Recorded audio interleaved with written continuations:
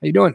Welcome in. I am Pugs Moran. These are the Kelly Moore Memorial Studios here on the beautiful south side of Chicago. We do a little show here. We used to call it the Rant. I don't know what we're calling it now, but it's me and it's you and it's the chicken coop and it's the chickens. We have a chat room. Come one, come all. Current events, hot topics, anything weird, anything that I find that I want to talk about. I want to first apologize for yesterday. Yesterday was not a good thing. Yesterday, at the worst possible moment, something that took precedent needed to be handled immediately. And not the worst possible moment. I mean, for us, I guess if you were waiting to hear a full show yesterday, it was the worst possible moment. So I apologize for that. Everything's fine. It wasn't a problem. It was just something that I needed to, I needed to take care of when it could be taken care of, and it could be taken care of right then. So we took care of it. That's why I say you can never do shrooms once you have a kid. Once you have a kid, like if your kid's out of the house and doing shrooms themselves, then fine, do shrooms. But if you're a parent and you have kids, like, this, we're seeing that, psychedelics are becoming more and more popular again. And you're almost seeing the idea being mainstream that like some 35-year-old with a 10-year-old, I'm going to start doing shrooms. No, I don't think that's good. Because I probably wouldn't have been able to do the thing that I needed to do yesterday instead of this live stream were I on shrooms. Or it would have turned out way different.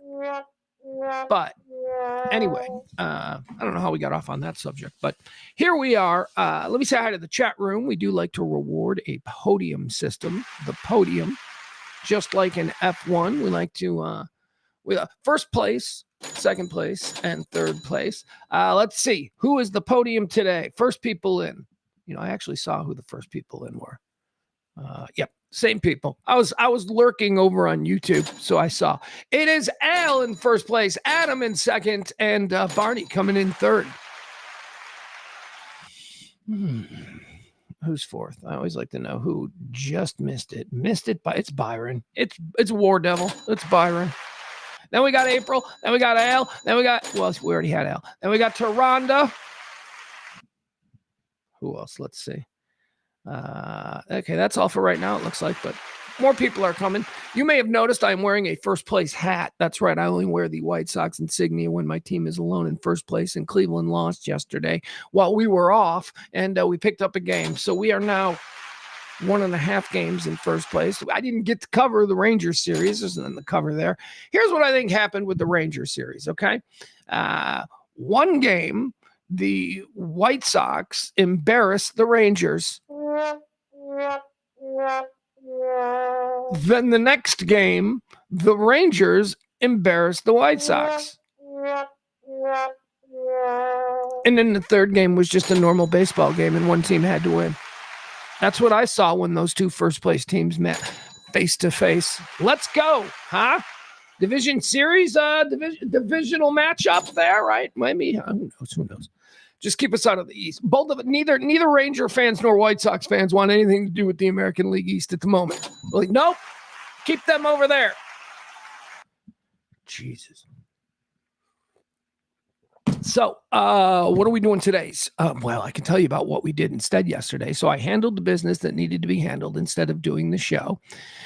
And then I went out and talked to my kid about the business that was handled and all of that kind of stuff, because it does concern him, and that's good, and everything's good, and everything's fine. And then we went and we played miniature golf in 8 gyros. That's what we did yesterday. That was our day yesterday. Now, you might be wondering, if you listen every day, and, pretty sure a lot of you do, at least the ones that are here now, you people are not large, but you are consistent. I don't know that we're big enough to be a cult. What are we? We're like a gang. That's what we are. We're still at the gang stage with this show. That's been on every day at noon since 2021. We are a gang. I would love to be a cult at some point. Wouldn't that be great if we could be a cult? God. But we're a gang. What was I saying? Who knows? Anyway, if you listen every day and you're a part of that gang, then you know that my son and I, we have quite a spirited miniature golf rivalry. Well, we settled that yesterday, and we had played 2 games. He had won one, I had won the other. And so we had said later in the summer, we will play a one-off game, just one game, 18 holes, mini golf, mano. Whoever wins, wins.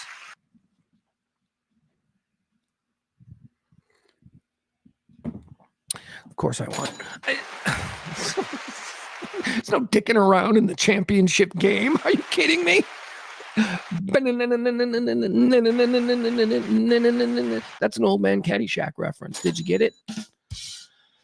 All right, who else? Man, my chat room is thin today. All right, fine. If that's how you guys want to play it. No, I'm kidding. I love my chat room. I do want to say thank you to our heroes. Our heroes are listed right there on the screen. These are the people who have dropped a dime at least. I don't know what a dime. At least a dime.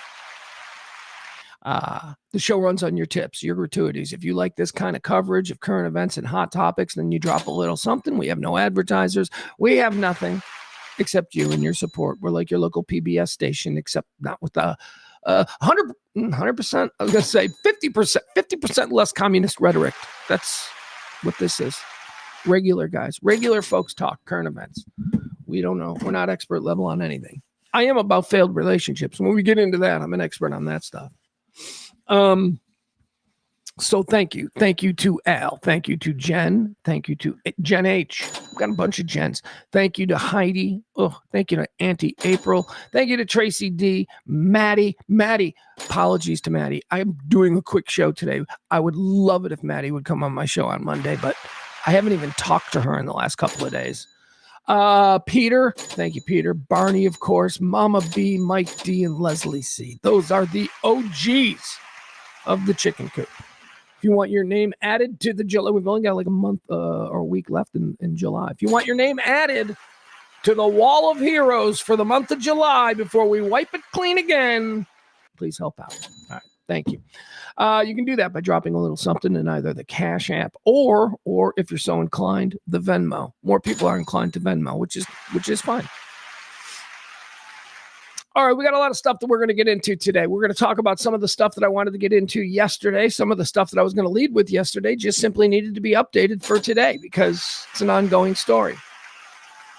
We're going to get into everything from the Iran war to the changes in the Iran war to what is expected to happen in the next 72 hours concerning the Iran war and gas prices. That's right. Because aside from the fact that I have a 17-year-old red-blooded, all-American, patriotic boy, at this moment in time, gas prices and the cost of war, that's what I'm feeling. I'm feeling the gas prices, especially since I think I'm going to drive my son back to Texas. I think that might be the plan. Only because airline tickets are no bueno. Have you seen airline prices now? Nope. And besides, that's what we'll do this summer. It'll be a road trip. Get on the road and we'll sing something, whatever. Anyway, so we'll talk about the whole gas prices thing. Also, from yesterday, I was going to do a segment about a magazine article. I don't know, is it Wired? I don't know, whatever. Some magazine. I'll cite it when we get there.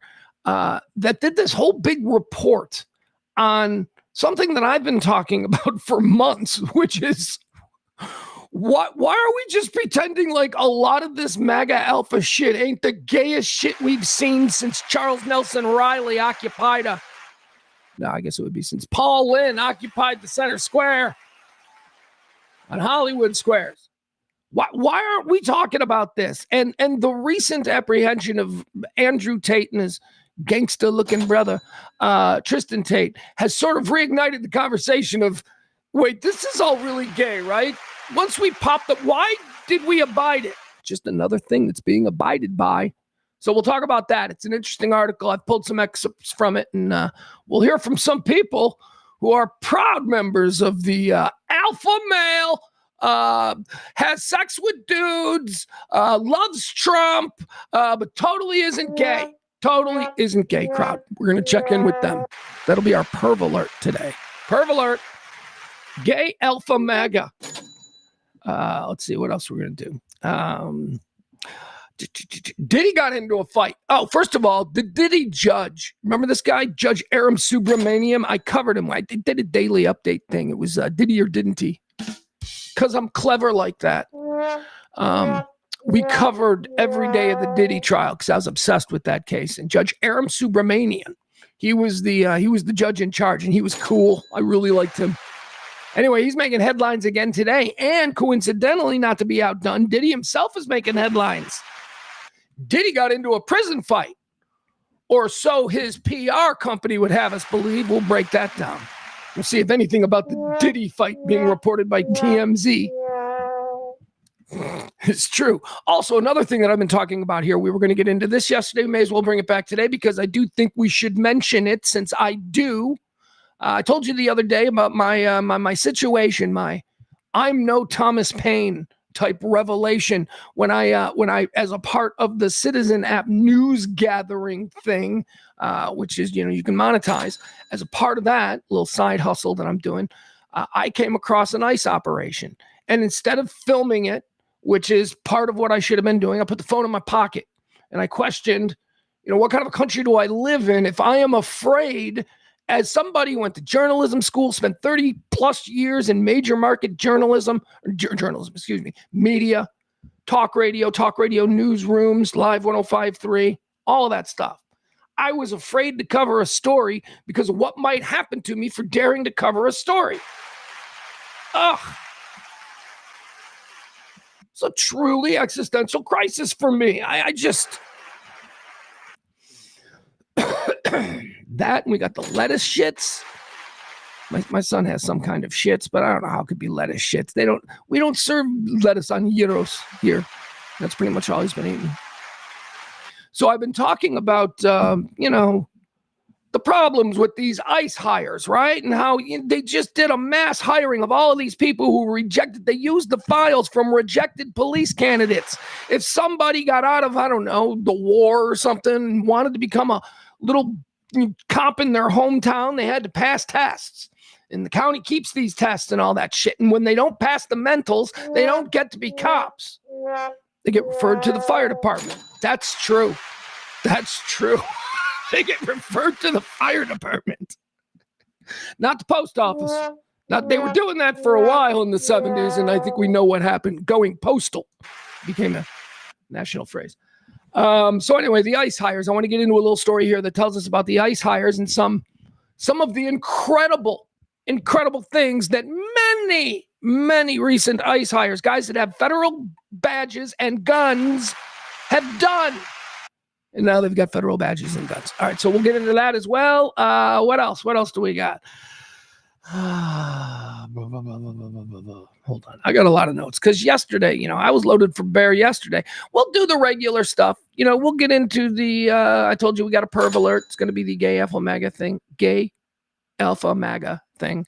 That's today's perv alert. We got a dick of the day. We may even have, like, I don't know if this guy falls into a dick of the day or a perv alert, but we've got two stories that we'll cover. Two Florida old men.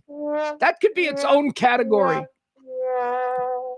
We used to do years ago, my God, back in Chicago in the 90s, Kelly and I did a segment called Floridiots.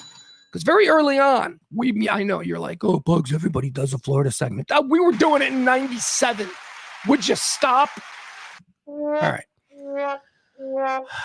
But yeah, we could do a whole variation of Floridiots with just old men in Florida, because I got two stories here and we'll jump in and learn about one. They both seem to be perverted men in Florida, old men in Florida. We'll do 3 videos, and of course we have a Can't Beat Fun at the Old Ballpark, my tribute every day to America's pastime, baseball. Today is going to be a bit of an addendum to a Can't Beat Fun at the Old Ballpark segment that we did earlier in the week. We've got an update, and I think it's worth sharing because you can't beat fun at the old ballpark. All right, let's get started. Let me hold on. Let me do one thing real quick and check back in with the chat room. Friday in the summer, man. We've got a thin chat room today. Jennifer, Jen. All right, we got Jen. I'm just looking for new people that we've added to the chat room who I'm talking to here.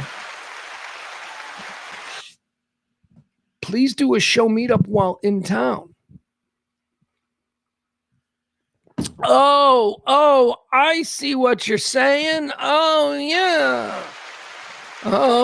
Well, It's not outside the realm of possibility, but the way I did it last time is kind of the way I think I've perfected it, which is my son and I go to Memphis.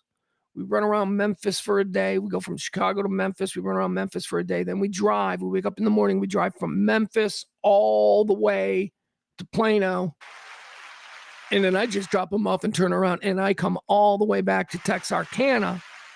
And then I go to sleep. And I stay in Texarkana alone. And then I drive the next day from Texarkana to Illinois IA, which is pretty good. I just can't afford to spend a night and day. It's not. No, I know it's not like, please, April's like, you can come sleep on my floor. No, I know that. I just have this in my head. So in my head, that's the way that I would like to do it. But we'll see. We'll see. I don't know. But that would be nice. That would be nice, and it is something that we probably need to consider.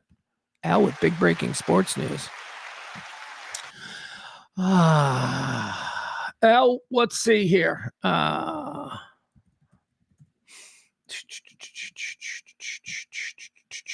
LeBron James signing with Philadelphia 76ers, marking his 24th season. Let's get into this. This is breaking today. Since Al brought it up, LeBron James signs with the Philadelphia 76ers. All right. It's been a busy start to the 2026 NBA free agency period, but the biggest domino of them all has finally fallen. LeBron James has reportedly agreed to join the Philadelphia 76ers on a 2-year, $8 million deal. That ain't much. That ain't LeBron money. James informed the Lakers of his intent to play with a new team in the 2026-2027 NBA season. All right, whatever. There you go. I got to be honest with you. I have in the last few years not been a big NBA in general fan. I tend to only follow my Bulls, and I follow them really closely. And I'm aware of the players from other teams who make impacts against the Bulls. But I don't really know much about the league at large, so it's been my understanding that LeBron kind of sucks now. That it's like, which probably explains why he's making $4 million a year. But I thought he wanted to play with his son. Is his son still on the team, or did they cut his son and LeBron? I don't know. Whatever. Hey, go with God, LeBron. Go with God. Got no issue, no problem. April says LeBron's getting the minimum. Well, $4 million for an NBA player is, that is not a whole lot. All right, let's get started. Let's get you up to date on I guess what is the big, most important news, and that is, have you looked outside your window? We got a war going on now. Well, not that you can tell outside your window, but the war definitely took a turn 2 nights ago when, I guess I can show it to you like this. Let's take a look at what happened. Just we like visual aids here on the show, so I like visual aids. You people are more advanced than that, but okay. All right, so let's look at this. All right, so the Strait of Hormuz, right, is right here. This is where we've been having our problems. This is our gas prices, because this is the Strait of Hormuz. Is it this little elbow thing? I guess this is all Iran. This is all Iran. They're like, anything on this side is ours. So this is all Iran. This is United Arab Emirates. A bunch of little countries, they all got to agree. This is all Iran, and they're controlling. They're claiming ownership of this here strait here because their ports, the Iranian ports, have been blockaded by United States military. And this is the problem that we've been watching since February 28th. All right. So last night, or 2 nights ago now at this point, so we've got this problem here. Woo, man, we jumped over to here. Look at this. This is the Red Sea. Guess what? The Red Sea is now fucked up. Yeah, the Red Sea's all fucked up because a bunch of Iranian... See, here's what happened. Before this, remember Trump was saber rattling and he's like, we're going to blah, blah, blah. And he did all that stuff. And then Iran was like, we're going to respond. We're going to expand the war. And I don't know. Did we all go, so what? We're going to just drop more bombs. Okay. So they did. This is them. They're expanding the war. So now they have controlled this little area right here. These are Houthi rebels. Okay. This is Djibouti. That's like my most fun named country, Djibouti. So here in Yemen, which is right here, these guys, they got a bunch of terrorist groups, and they're all funded by Iran, right? This is how Iran fights. We have the world's largest military, and we have the world's biggest defense budget, and all of that is by Cold War standards. That's how wars were imagined to be fought back in 1980. But I think what we're learning now is that, and didn't we learn it in Vietnam? That, like, little guerrilla armies, doing little terror attacks and all, hit and run type strategy. Isn't that really? Shouldn't we, instead of having this insane defense budget, shouldn't we just have like 1,000 like 5-man ninja teams that we just deploy? I don't know. Anyway, that's what's happening. That's how Iran is staying active in this war. It's not them. Trump gets up and he says, we've completely decimated their ability to wage war. Yeah, but they got a lot of friends. They got a lot of weird friends around the world who they've been paying money to for just this kind of situation. Now, one of the things that we have not yet seen any evidence of is something that we've been, ginned up about for years, which is the concept of the Iranian sleeper cell in America, right? I mean, as far back as I can remember, let's just say 20 years for a yard marker. 20 years ago, there were shows. There was a show on Showtime about an Iranian sleeper cell. And, they were supposed to be, what would happen if we ever did what Trump is doing now. The sleeper cells were all going to be activated, and it was going to be mayhem in the streets of America. Well, thankfully, that hasn't happened yet.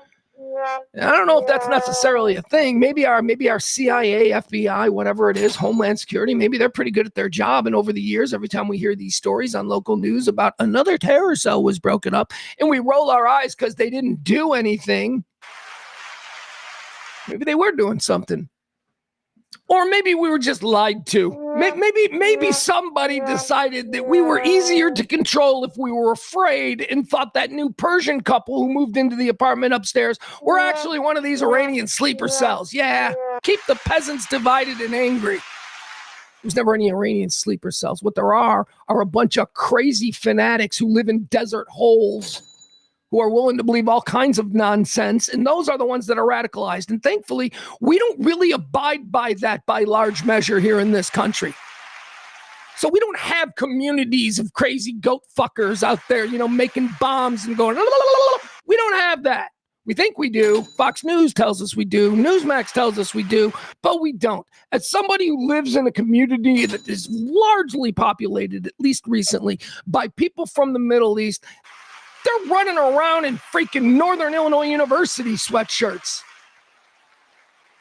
Well, Pugs, that's how they get you. No, that's not how they get you. Jesus says they're cool to me. As long as they're not doing anything uncool, they're cool, because Jesus.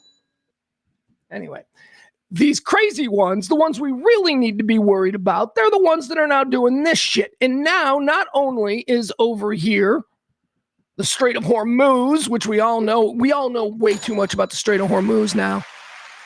You think guys like me and Adam and Barney and fucking Byron, we think we need to know this shit we know now about the Strait of Hormuz? Well, now let's learn all about,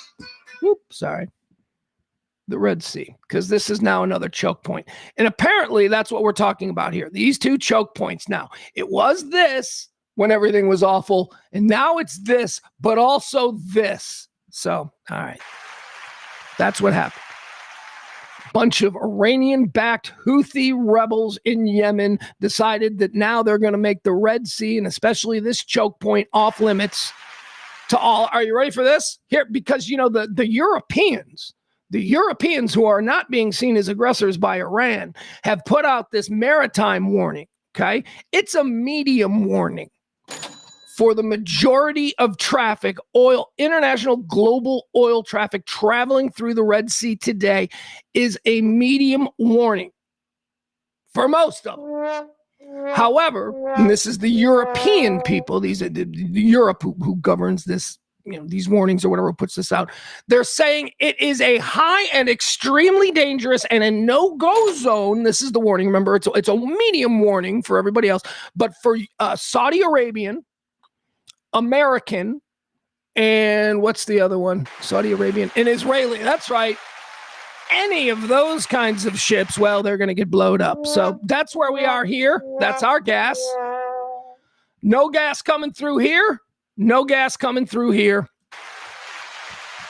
And away we go. All right. Let's see. Here's the timeline. Let's see. The escalation in the past 24 hours was backed by Iranian Houthis, rebels, enforcing a newly declared naval blockade against Saudi Arabia. See, now, the problem with the Red Sea is that Saudi Arabia has some ports, not a whole lot because it's all broken up on that side. They got some ports over there on the Strait of Hormuz side. I like saying that. I don't know why I like saying that. They got some ports over there, and all of their oil shipping was sort of concentrated on that area, and that's why the Iranians found what they're doing so effective, because they were able to stop the Saudi ships from leaving the Saudi ports on that side. What the Saudis did, their plan B, was they have this pipeline that runs across their entire country over to the other side, which is the Red Sea. So they had just shipped or changed, their logistics. And now they're just funneling all the oil that was over on the side that was supposed to go through the Strait of Hormuz. They're funneling that through a pipeline out to ports on the Red Sea. So now plan B is fucked. Well, I don't know why that's an applause. That's for us. So they're choking Saudi Arabia. And, don't forget, I told you the other day about what the fuck is Trump doing with Saudi Arabia? Granting them permission to develop a nuclear program? I mean, it's going to take years. If Trump is thinking that, well, if we let them have a bomb, maybe they'll blow up Iran. If that's what he's thinking, they are years away from that.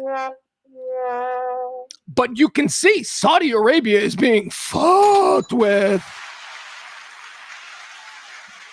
Let's see. Tensions have reached a fever pitch as President Donald Trump has now threatened major military punishment. I saw some headline on Drudge Report today, and it's just a splashy headline. I didn't even click on it because I don't know how this number can be accurate, but they're like 80% chance of boots on the ground now. Who voted for this shit? Hold on. I got to do something here. Here we go. Boom. I got nice little new labels for everything. Just because I might want to make individual clips now, and I'd like to be able to funnel through the show and see what the fuck I was talking about. So here we are, kids. Sorry. All right, so let's continue with the latest of what's going on here. Tensions reached a fever pitch yesterday as President Trump threatened major military punishment against Iran and the Houthis. This coming as Iran rejected a U.S. ceasefire proposal brokered by Iraq. So Iraq, who apparently now are our lapdogs, they're being good Middle Eastern country. That's a good Middle Eastern country. That's what Iraq's doing, since we, had to handle them. That would be the ultimate goal with Iran, but we're not after regime change, apparently. Or maybe we are again? I don't know. The messaging has been unclear to we the people. So Iraq, apparently they go next door, they go to Iran, and Iraq's like, hey, you want to talk about this? Because Trump had been bombing 13 straight nights as of last night. 13 straight nights in this ceasefire. No, I know. There's no ceasefire anymore. There never was, okay? He just needed something to celebrate. So he said, it's my birthday. And it wasn't. So anyway, 13 nights. We've been pounding them. After every night, they go, we've completely decimated their ability. And then the next night, they send a whole bunch of drones and missiles at U.S. bases in Jordan. And 4 kids come home in bags. And we bomb them again. And they go, next, we're going to bomb them really hard. And then they close down the Red Sea. So now they close down the Red Sea, and somehow the Iraqis, probably propelled, obviously, by American interests, the Iraqis go to Iran, and they're like, hey, they're going to keep kicking your ass unless you want to talk. And Iran said, go kick fucking rocks. Trump is in another really bad spot here. He's got to increase the bombing. Nothing is happening. It's not stopping. It's making it worse. They took over the Red Sea after night 10 of relentless bombing. This is why no other president was willing to do this. Remember that end zone celebration? All these other presidents, they didn't want to do this. Well, this is why. Because it comes to this, it snowballs into boots on the fucking ground. And any of you people who are still proudly wearing your MAGA hats, who say that this is what you voted for and that you're okay with this, you better not be anybody on Twitter who's got an account from a couple of years ago claiming that Kamala Harris will take us to war with Iran. Because no, she wouldn't. It was called projection. Your guy might, if he needed it as a distraction, like, I don't know, if the Epstein file thing never calmed down, and it didn't. And here we are. And this is nonsense. And you know it. My smart, cool, funny friends who are, 3-time Trump voters, you know this is fucked. And you know this is something, unless you're not authentic, unless you're just a poser, unless you just joined a team and you looked at that team and you're like, I don't care if my quarterback's a rapist. Like how we get with sports. Is that where we are? 70. Where? Let me get the headline straight, because it's right here on Drudge Report. I don't even know where this comes from. But as a father of a 17-year-old boy who doesn't know what the future holds for him, 70% chance. There it is. 70% chance, it says here. All right, we'll give you the story. Loading, spinning.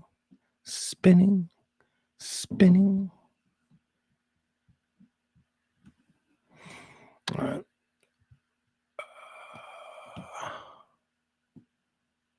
Oh, this is a YouTube video? Okay, whatever. It's a YouTube video. Okay, so never mind. But whatever, that's Drudge. Drudge will just, it's why I don't use Drudge as a source for many things. It's just, anyway, there is a very real possibility that we are going to have to hear if this keeps, look, if they control the shipping, if they control Western shipping interests out of the Red Sea and through the Strait of Hormuz, something has to be done. I mean, and the war is probably not going to just be simply in Iran. It'll be in Yemen. It'll spill over. It'll be everything that every other president, whether they were right or left, avoided because they knew better. But what the fuck, Trump's 19-year-old, right? Isn't that what he got? Trump got a 19-year-old, 20-year-old maybe? I'm sure he'll be fine. He'll be like Theodore Roosevelt Jr. during World War II.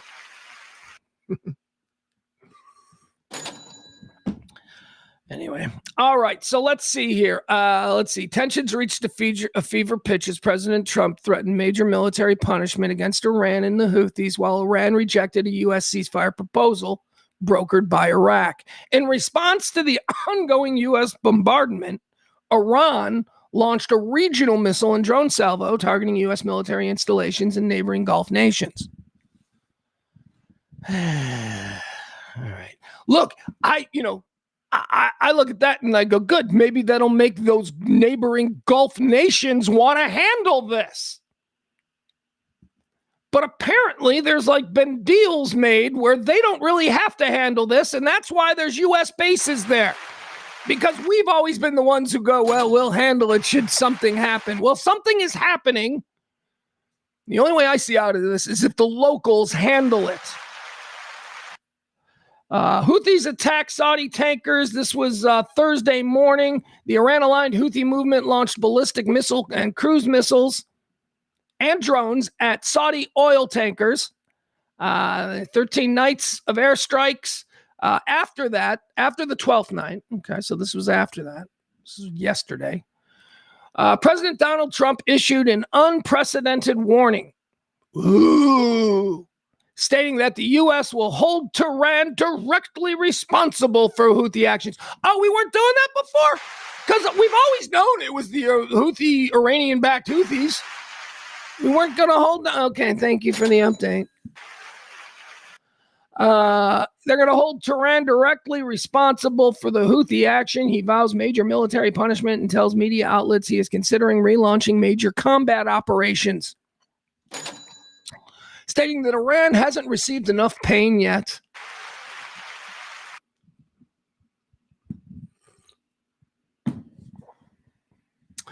Signs have now emerged that the U.S. is preparing for a much larger theater of war. Air Force B-1 bombers. Hold on, I want to make sure that I'm on for this. Need to make sure. I can't believe that.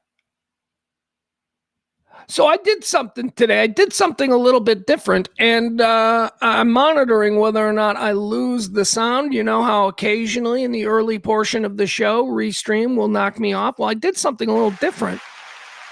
And that happened. I didn't really get to test it yesterday, but okay, so that's what I'm doing now. I apologize. All right, here we go. Back to the story at hand. Trump gave an ultimatum. He said that, going to be unprecedented military strikes, tells media outlets he's considering relaunching major combat operations. The New York Times reports that Iranian officials officially rejected the U.S. ceasefire deal delivered to Tehran by the Iraqi prime minister. Who's that guy? Who's the Iraqi prime minister? Do we know?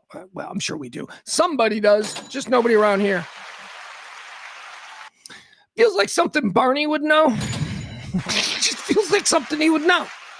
I don't know why he would know that, but the New York Times reports that Iranian officials officially rejected a U.S. ceasefire deal that was delivered to Tehran by the Iraqi prime minister. Iran refuses any temporary agreement that leaves the naval blockade of the Strait of Hormuz unresolved.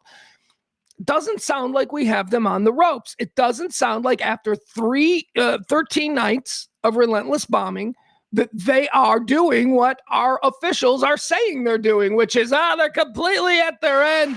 They can't do it. If that was the case and there was an opportunity for peace, you would think that they'd be like, okay, let's just at least sit down. I'm limping. No, they're like, fuck you, go home. They're dug in. It's a problem with these people. They're wrong and they're dug in. And by the way, wrong, I don't want to get into the micro of it all. They are macro. They're wrong. They're wrong about everything. Crazy Iranian fundamentalist radicals. But still, they're clowning our president.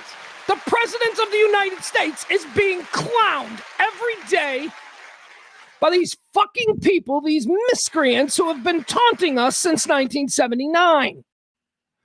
Signs emerge now that the U.S. is preparing for a much larger theater of war. Air Force B-1 bombers have departed bases in the United Kingdom, and additional aerial refueling aircraft have now deployed to Israel. It also says that dozens of extra military medics have been sent to Germany. Oh, Corman and shit like that? Oh, they must be expecting some casualties.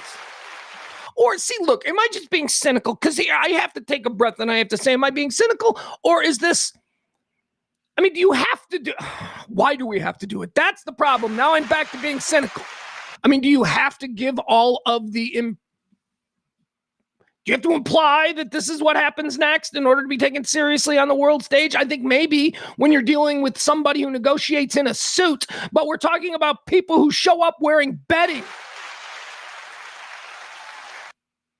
and stone women for things and, don't really think it's all that weird to have sex with a goat. They're not normal people. This is why we've kind of ostracized them and left them alone. Now, I've been calling for regime change for a long time, but no president's been willing to do that either. And this one can be added to the list because in the beginning, when we thought we had him on the ropes, he came out and said, I'm not interested in regime change.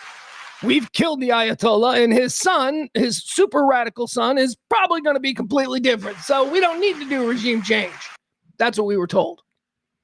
Is that back? Are we now just going to wipe everything out? Because, oh, God. It's something that I wanted, but I didn't think we were going to need to use American troops. I didn't think people from Carrollton, Texas were going to have to come home in body bags, but here we are. Here we are. I'd love to see some brave Jordanians taking this fight to the Iranians. I'd love to see some brave Saudis, but, 15 of the 19 hijackers and whatnot, that'll never happen. But let's give them nukes. Why isn't this supposedly vaunted Saudi Arabian military fucking amassing on the border, but we're getting all of our corpsmen and our medics gathered together in Germany. What the fuck? You voted for this? The Islamic Revolutionary Guard Corps, a group that we destroyed months ago, has retaliated by launching a massive missile and drone salvo at U.S. positions across the Middle East. The IRGC claims direct hits on U.S. Fifth Fleet Control Tower in Bahrain and storage warehouses at U.S. bases in Kuwait. Neighboring Jordan intercepts 7 Iranian missiles and 6 drones crossing its airspace. Hey, I do have a question, though, now that I'm thinking about this, because while we're talking about people who ought to be fighting this fight, what happened to Israel? They're not doing anything? Israel is taking a backseat to the whole Iranian thing? Trump's like, I got this. Is that what's happening with Israel? Because, Israel's involvement in any of this is probably a reason why we don't have any kind of regional unified army going in there to take care of Iran, because nobody wants to fight next to the Jews. And I imagine the Jews want to lead it. And you got all these other countries going, no, you won't. Egypt will not fight with Jew or whatever. I don't know. But it is very complicated, and it is precisely why no other president wanted to open this can of worms. It was originally presented to many of us as no other president would do it because they were pussies, and I'm the only guy who's got the cojones. Well, you're a dumb fucker, because there are obviously, everybody knew this. Somebody would have said, everybody knew this. This is why nobody did it before. Massive tankers have now been diverted, according to tracking data analyzed by the Lloyd's List of Intelligence, which I know I said that like I've heard of that before, but I haven't. This is like some group that tracks oil tankers in the sea. Why on earth would I know about that? Why, that's something only Barney should know about for a weird reason. Lloyd's List of Intelligence and Maritime Risk Groups, they say that the threats alone have altered global shipping behavior. At least 7 to 10 major crude tankers bound for or leaving Saudi ports have made abrupt U-turns, either executing retreats back towards the Suez Canal or anchoring still in open waters. The European Union's naval force, this is what I was telling you about earlier. The European Union's naval force, Operations Aspides, officially raised the Red Sea threat level to medium for general traffic, but designated all U.S., Israel, and Saudi-affiliated vessels as extremely high risk, explicitly advising them to avoid transiting the Red Sea and the Bab el-Mandeb. Let's just call it the Barbara Mandel Strait. All right, that's what we'll call it. Because I'm never going to remember Bab el-Mandeb Strait. All right. So any U.S., Israel, or Saudi-affiliated vessels, they are at high risk, extreme high risk, if they try to traverse the Barbara Mandel Strait. Dozens of Saudi-flagged vessels have turned off their AIS tracking transponders in order to navigate, quote, dark through the corridor to avoid targeting. All right. So that's a problem. That's a problem because you know what that's going to affect? Our gas prices. So let's talk about gas prices, okay?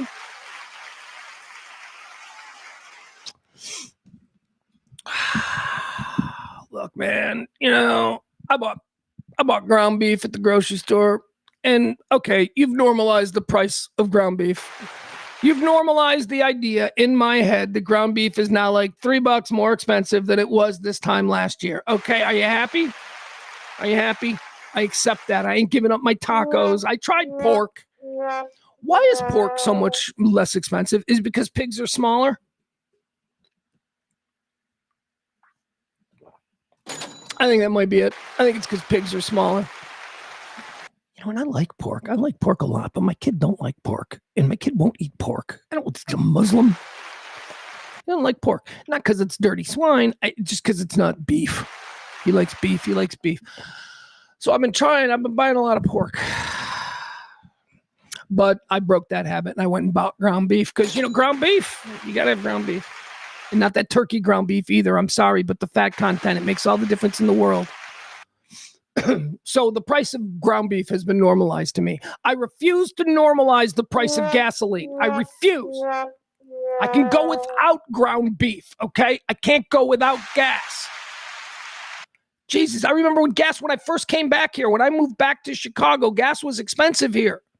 It was $2.75 a gallon, and I know that because there was a gas station by my mom's house that I decided I would use weekly to fill up my tank because it was the cheapest around. Now, every other place was like $2.85 or something, but $2.75 was pretty good, so I used to buy gas there. That place is like $4.50 now. $4.50. And this is over the course of just a few months. So I wanted to check in with right now what gas prices are, because, of course, all of this is dependent upon the price of WTI oil and Brent crude and all that stuff. Brent crude is the one we hear mostly about. I don't know who they are, the apologists, the bad guys, whatever you want to say. They were, end zone dancing just a couple of weeks ago about, well, the price of gasoline's coming down because we fixed everything. Because Trump likes cheap gas, and that's what he promised. And it's going to be at like $65 a barrel. Went over 100 a barrel yesterday. It's back up over 100. Don't know where it's dancing at right now, but it's expected to close anywhere between 99.5 and 101.5. That's where price of gas is today. And in anticipation of this continuing, well, the gas stations, they've jacked up their prices significantly. Not because they're actually paying right now more, but because they're like, it's coming, and we need to charge more now. American capitalism. I ain't one of these new wave communists that we're hearing about, but, I do have questions about the way we've conducted American capitalism. All right, so anyway, gas prices are fucked again, man. They're going up. So let's check in on some of the prices as they appear currently around the country. First, I want to start right here in Chicago, right where I do this show from the south side of Chicago. Gas prices, the median gas prices for 1 gallon of regular unleaded gasoline is $4.06. Why am I applauding that? $4.60. $4.60. It was $2.75 back in January of this year. It is now July and it's $4.60. From $2.75 to $4.60. Do not normalize that. They were making, but they didn't have to get rid of their yachts when they were charging $2.75. $4.60. Don't normalize that jump. $4.10 in central Illinois. So, because, Chicago's always, the number's going to be a little bit more, right? So it's $4.10 in central Illinois. It is $4.60 in Chicago. That is, that is crazy. And, they set this number. They set the $5 a gallon number, and we touched $5. I think I paid $5.01 or something at some point during the last couple of months. We touched it.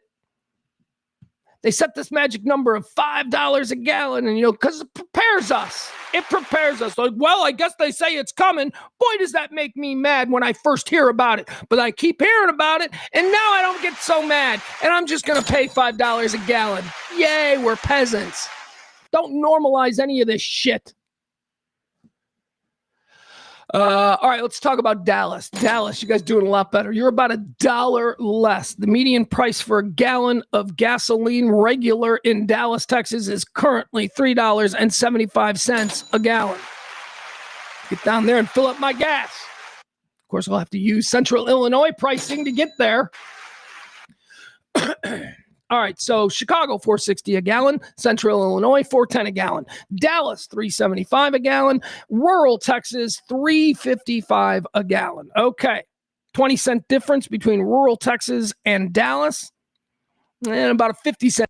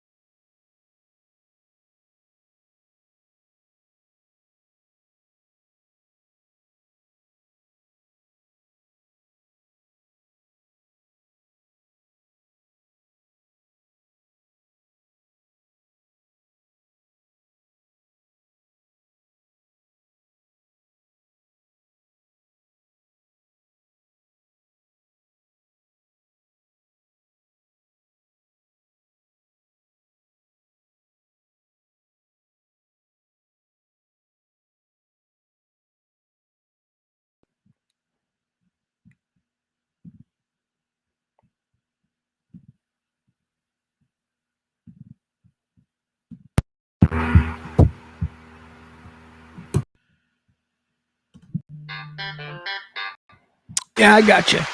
All right. Is this all right now? I'm going to need the chat room. You guys are going to need to tell me if the sound is back up. Look at me. I was end zone dancing just like President Trump. I was like, I did something, and I don't think we're going to have that problem anymore. And then I got comfortable being on another page, and guess what happened? No idea.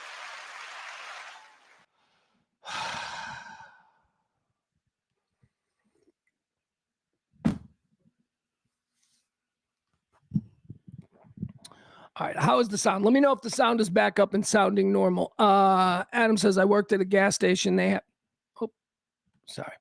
Adam says, I worked at a gas station. They have to pay for the next delivery up front, so they have to raise prices based on the futures. Yeah. Oh, I hope you don't think for 1 minute that I'm blaming Apu, who runs your corner. No, he's a peasant just like us.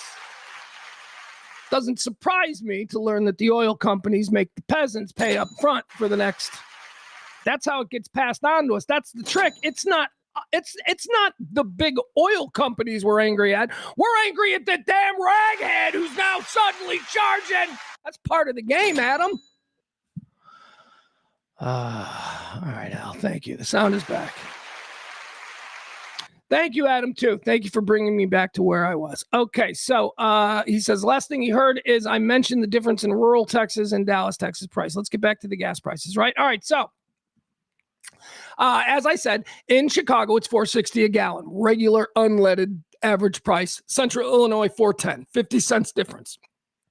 Dallas is $3.75 a gallon, average price. $3.55, it says here, in rural Texas, 20-cent difference. I then talked about San Francisco being the high point in the nation at $5.87 a gallon for regular unleaded. Los Angeles, just down the road, is 30 cents cheaper at $5.57. Well, that is. But as I was saying, I guess we all just got comfortable with, hills. Hills are the problem in San Francisco. Everything's got to be more expensive. Why? Because hills and stuff. And gay. Hills and gay. That's why shit's more expensive in San Francisco. Hills and gay. Then we were running through some other cities, okay? So I want to try and figure out what people are paying where and why, and we expect people in big cities to pay more than folks in rural communities, but let's see what the big difference is, because this is all about normalizing us to pay way more than we were paying on February 27th, which was about $2.75 a gallon here in Chicago. Washington, D.C., that's $4.22.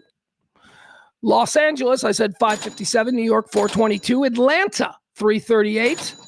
I'm sorry, $3.88. $3.88 in Atlanta. Miami is $3.96. Jacksonville is also $3.96. And then let's just go plop dab in the middle of the country. Let's see what people who can't claim to be affected by any major city or difficult routes. Let's just go middle of the country. We got highways, we got trains. The logistics for getting these people gasoline should not be difficult in any way. Almost $4 a gallon in rural Nebraska. $3.98 a gallon in rural Nebraska. And by the way, I was reading an article today about these gas prices. I was reading it was talking about how, the good part about all of this is that now we're hearing more conversations about alternative energy sources. We're hearing all about electric. And I thought electric cars were for fags until Elon Musk became the king of electric cars, right? Wasn't that the right's whole view on electric? I'm getting a Hummer.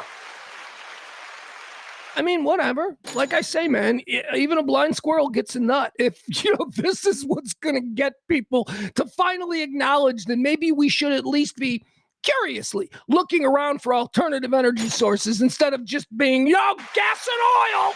Instead of just being that, if this is what it takes, I'm not going to complain. But I do want to point out that for years, anybody who had a Prius was a fag, okay? And now, Alpha MAGA guys are driving Teslas. More on that connection coming up. All right, gas prices are out of control. Let's talk now about ICE and DHS and the hiring practices. Now, I told you the story the other day about me having my horrible, horrible moment of realization that I ain't a hero, that I'm just a scared little peasant, just like everybody else who runs their mouth every day here at noon. Told you the story about coming across an ICE incident in my neighborhood. I live and stream here from what is known as the Midway Triangle. Operation Midway Triangle was the ICE operation led by Bovino here a couple of months back. It's still going on. It's ongoing. They're just not covering anymore because it's been normalized. It's now just something that normally happens every day in the media. They're not going to get their vans down here to cover this anymore. People are bored. What's the news story? There's always another story. Anyway, I was coming back from the grocery store, and I play on the Citizen app, which is an app that allows citizens to do news gathering in the way that journalists used to do and present it online. And it's a great way, I think, of being able to see what is actually happening in your own community, because that's a great belief of mine, that we need to be more focused on the news that is happening down the street from us and in our local town halls and in our local school boards than we do about who the communist representative from Brooklyn is. We don't need to know that shit. That's just stiff stuff designed so that we're not paying attention and that things can be done to us. So anyway, I like the Citizen app, and it allows me to participate for money. There's money involved in, news gathering here in and around my neighborhood on the south side of Chicago. So I was coming back from the Jewel, and I saw a police operation, and I see police, a fire or whatever. You pull out the Citizen app, you cover it. We're here at this location of a fire on the corner of 79th and Narragansett or whatever. So that's how you make money on the Citizen app. And I saw this operation. I saw a bunch of Chicago police blocking off the entrance to a neighborhood, and I got curious. And because I live in the neighborhood, I went, I can get in there. I can backdoor it.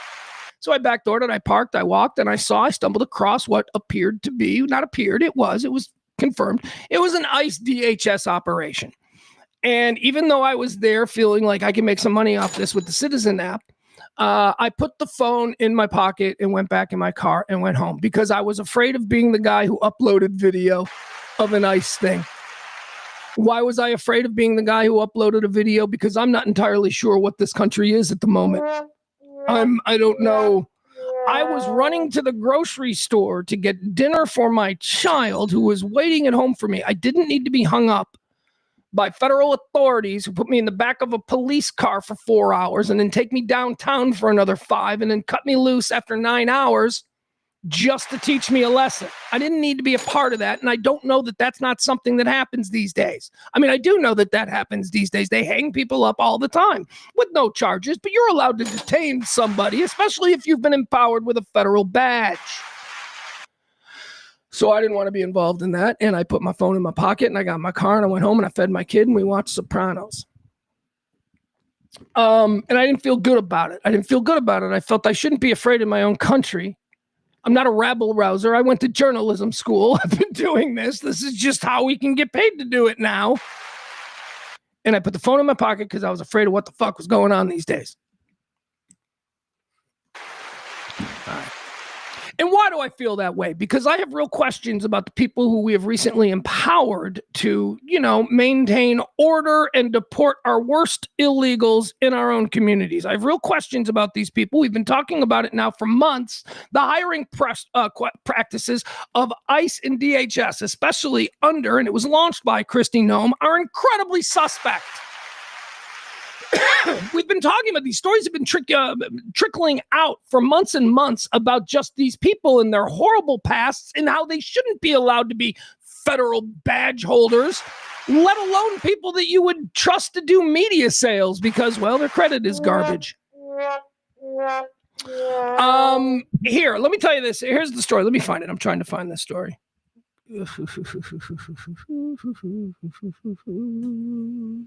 All right, here it is. Listen to this, okay? Multiple recent investigative reports have highlighted an influx of hires with questionable. Let me get this right. I need to get out of that. Multiple recent investigative reports have highlighted an influx of hires with questionable backgrounds and criminal charges against ICE personnel.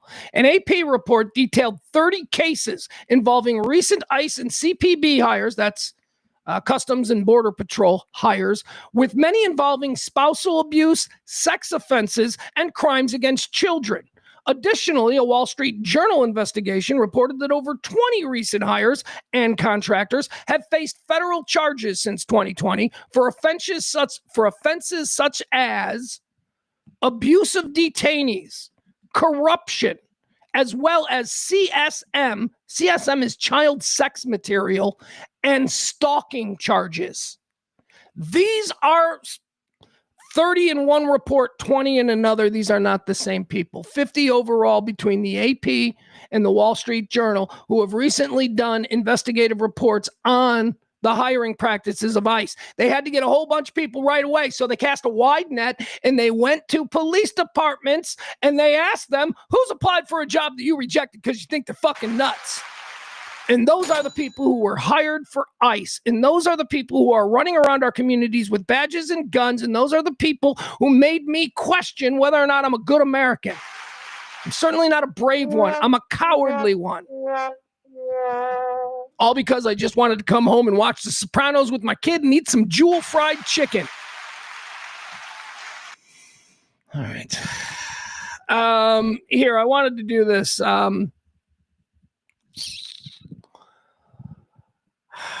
Yeah, let me pull this up. Hold on, because you gotta kind of change the mood here, because this ain't fun. This ain't a good story.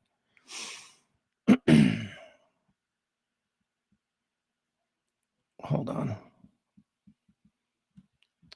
This one right here.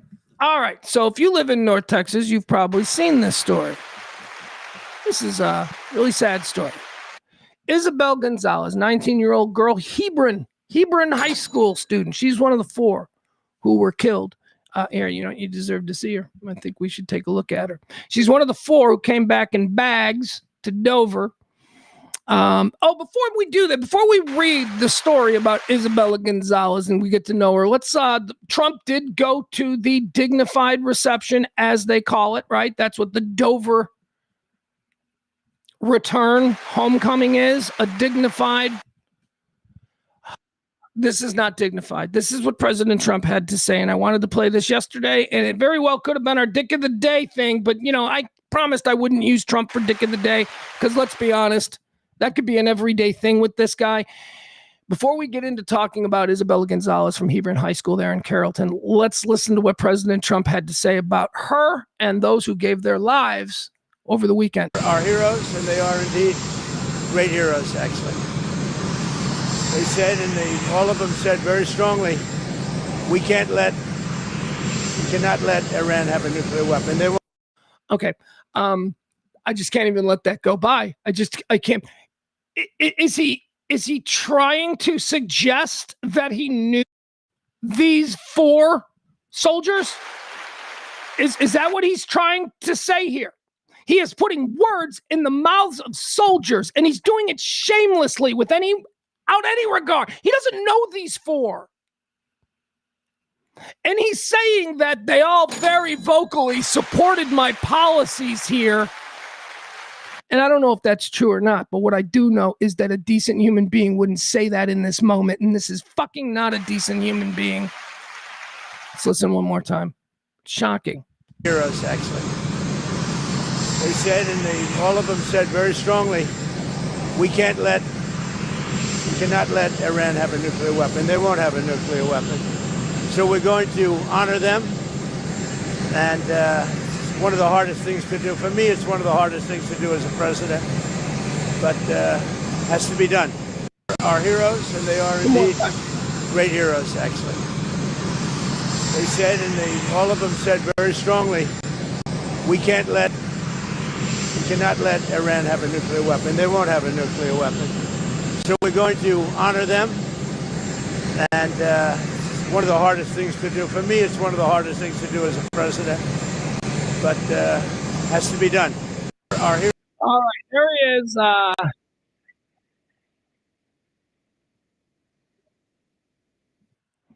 That's not cool. I don't know how. I don't need to really articulate it any more than to say that that's not cool, and that shouldn't be cool for anybody. This is one of the 4 that he was talking about. This is 19-year-old Hebron High School graduate Izzy Gonzalez. Hold on, I'll give you a picture over here. Hold on. I'm so confused. All right, so let me give you a picture over here.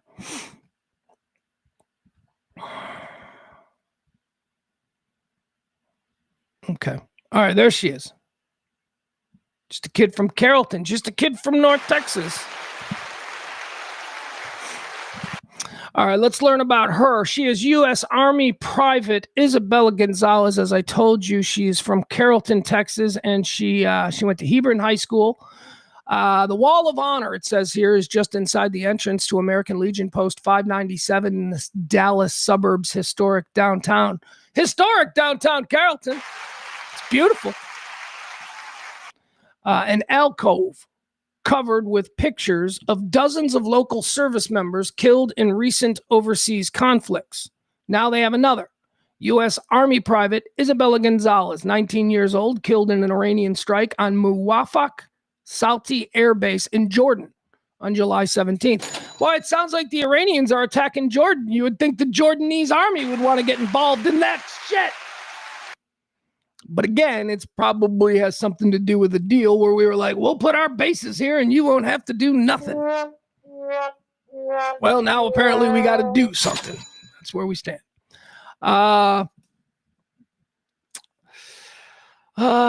right. So the reason I wanted to play the Trump thing first is because he can't speak for her. Trump is out there. He's on the tarmac. He's coming back. I don't know if that was at Dover or if he was going somewhere else. He made a big speech later in that day that was filled with nonsense, including a really funny guy who got himself right behind Trump and mocked him the whole way. We should look at that guy. But first, let's talk more about Izzy Gonzalez. She attended nearby Hebron High School where she served in the junior ROTC and wore the U.S. Army stole to a graduation last year. She enlisted last spring, was assigned as an air and missile defense crew member to the 52nd Air Defense Artillery Brigade and the 10th Army Air and Missile Defense Command in Ansbach, Germany. We're so proud of her. We were very proud of her when she went in and she paid the ultimate price, said her mother's aunt, Elizabeth Munoz, 58, of La Feria, Texas. I don't know where La Feria is. Beautiful young woman. Gonzalez's mother declined to comment. John Noseworthy, 62-year-old Army veteran who served in Korea and now commands the American Legion Post, is supporting the Gonzalez family. Noseworthy said an American Legion auxiliary member working with the family told him that Gonzalez's mother wants to ensure that her daughter is remembered. Her family flew to Dover Air Force Base. It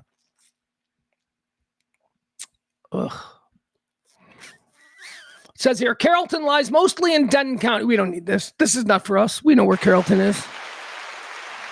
And then it just goes on to talk about some people at the American Legion Hall there in Carrollton that were also interviewed for this story.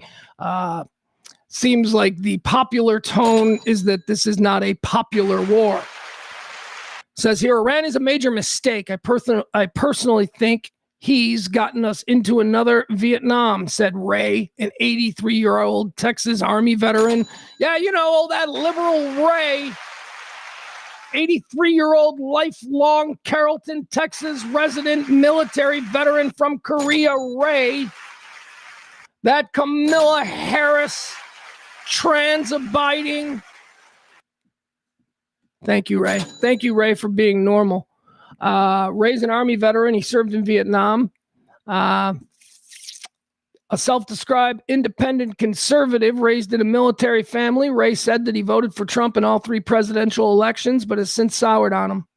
He says, like Johnson, he soured on Johnson. He soured on Lyndon Johnson, too.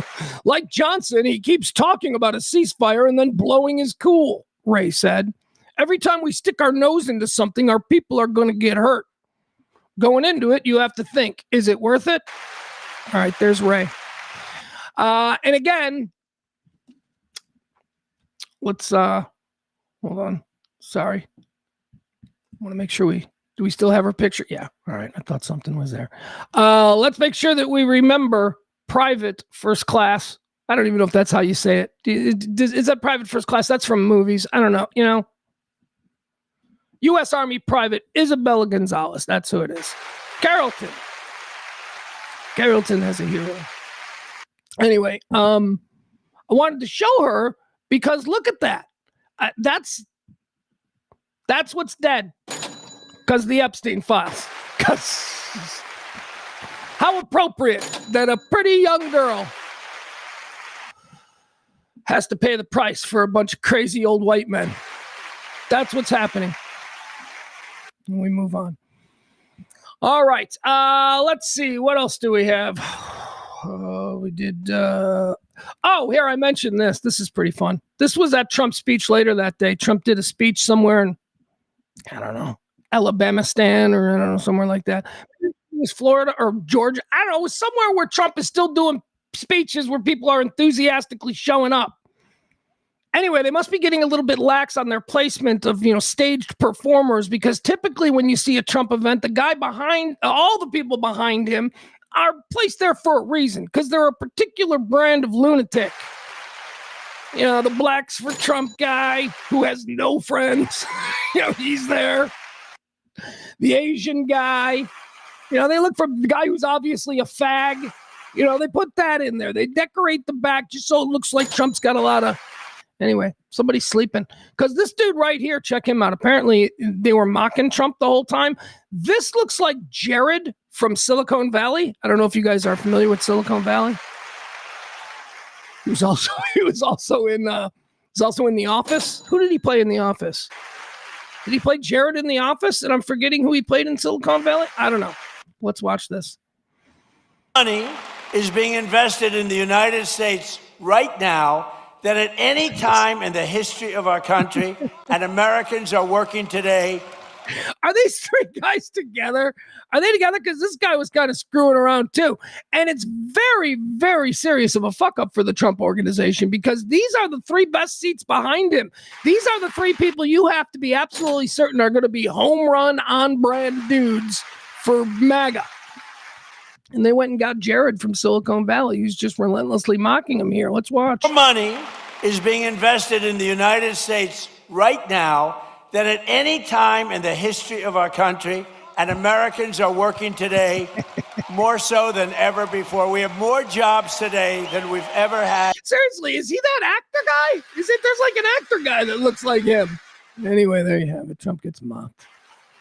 Petty, yes, but my God, man. After he stood on the tarmac and he said that these 4 dead, brave American soldiers, they all support this nonsense. They all wanted you to know I was talking to them. You were talking to them? Well, not talking to them.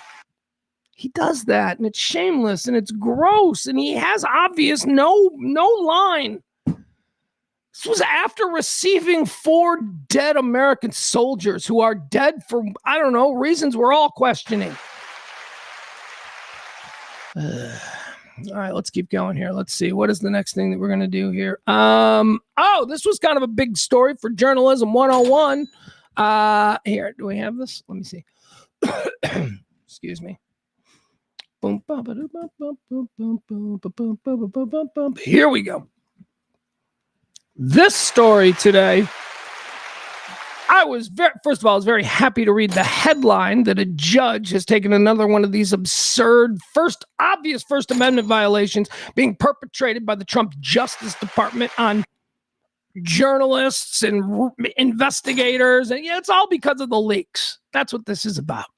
There are people inside the Trump administration who are leaking everything to journalists. So the Department of Justice brought a whole bunch of not charges, but they started an investigation into the reporters for the New York Times who wrote a story where these leakers gave them information. This is a First Amendment 101 issue, okay?